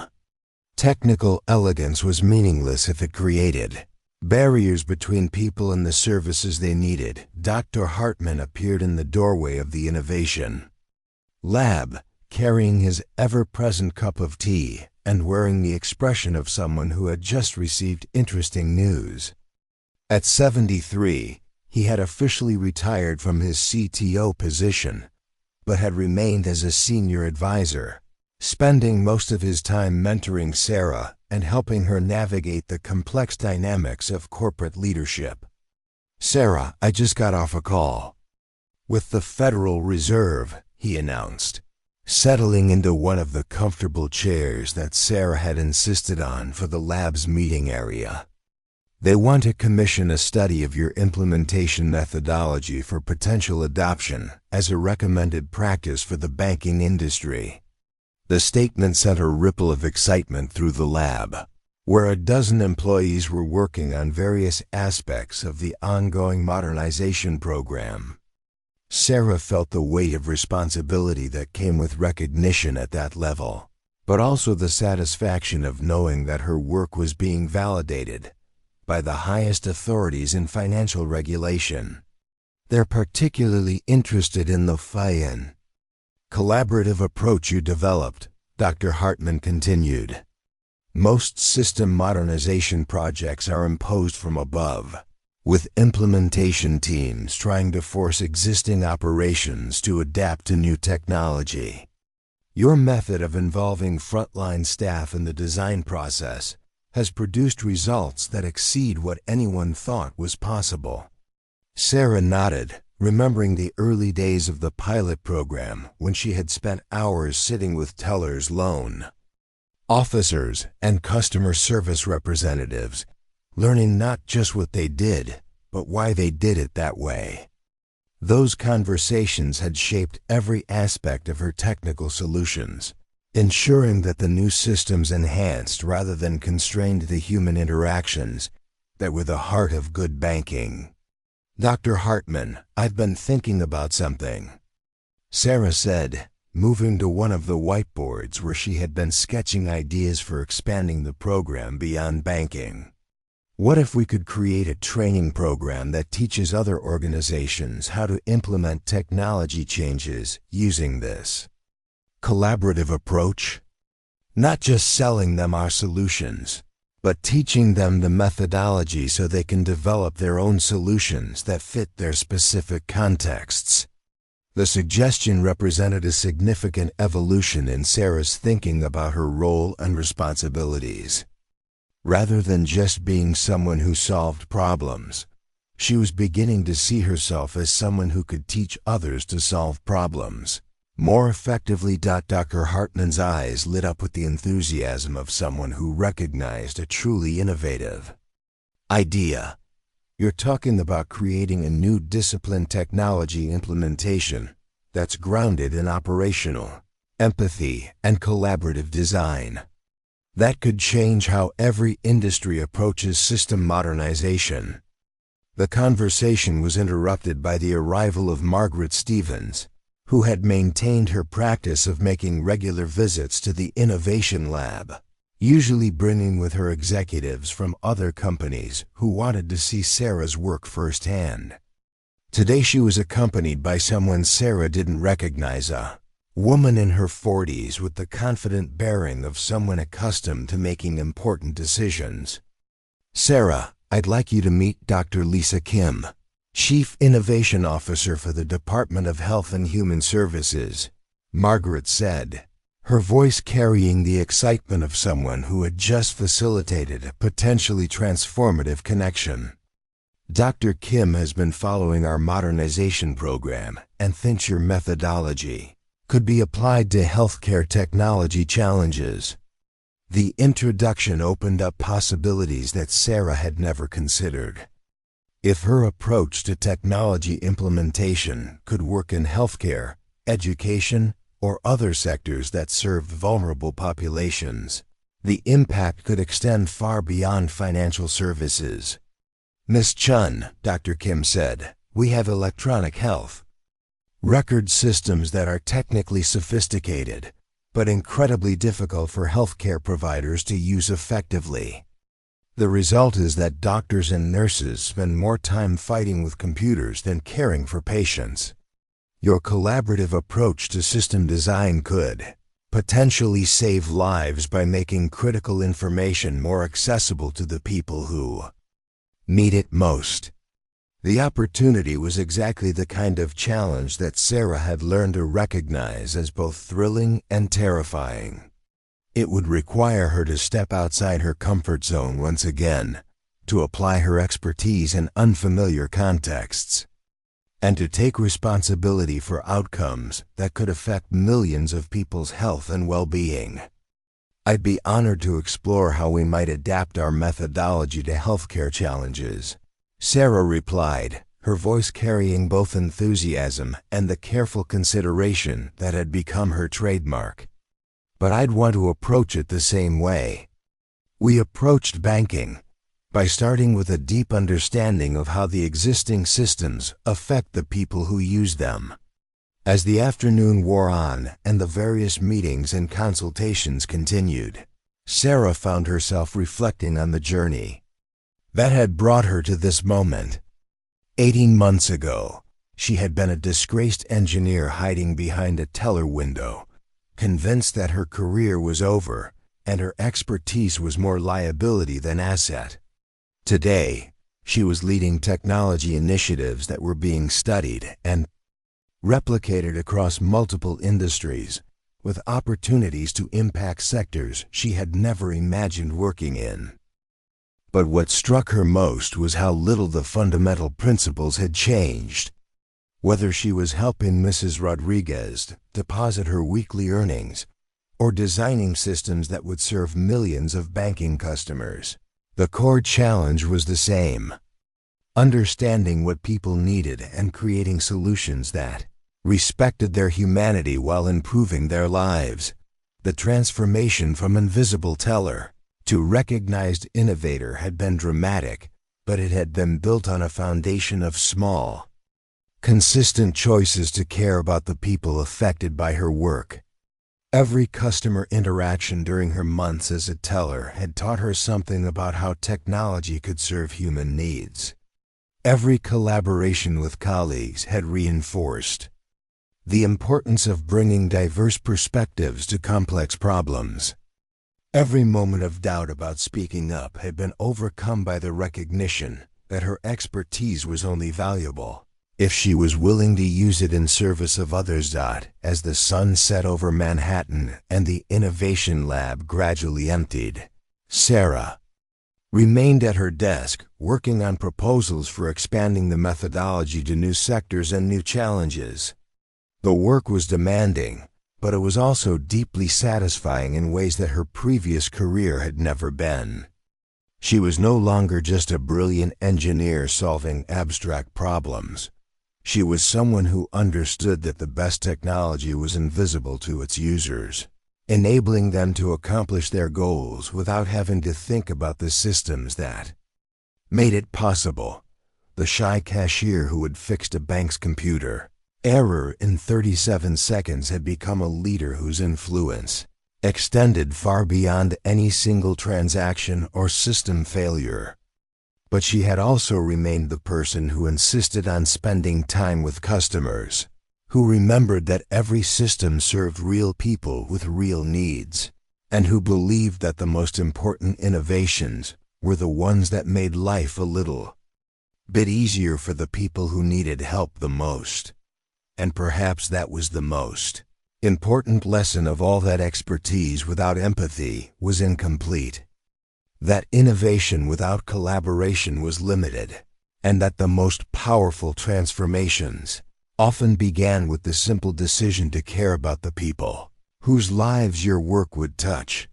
The journey from invisible to indispensable had taught Sarah that the quietest voices could create the loudest impact, that the most important changes often happened one person at a time, and that sometimes the best way to find your place in the world was to focus on making the world a little bit better for the people around you. If Sarah's story resonates with you, if you've ever felt invisible or doubted whether your voice matters, remember this: your expertise has value, your perspective is needed, and your willingness to care about others is exactly what the world needs more of. The most powerful changes often start with someone who sees what others miss, who cares about what others dismiss, and who has the courage to speak up when it matters most. Sometimes the person who changes everything is someone nobody expected. Quiet observer, the patient helper, the one who notices details that everyone else overlooks. Maybe that person is you. What truth are you holding back? What problem do you see that others are missing? What quiet act of courage could change everything? For someone else, the world needs your voice, your expertise, your willingness to step forward when it matters most. Subscribe to hear more stories about ordinary people who discovered extraordinary power in their willingness to care, to notice, and to act when others needed help. Because sometimes the most important person in the room is the one everyone thinks matters least, and sometimes that person is you.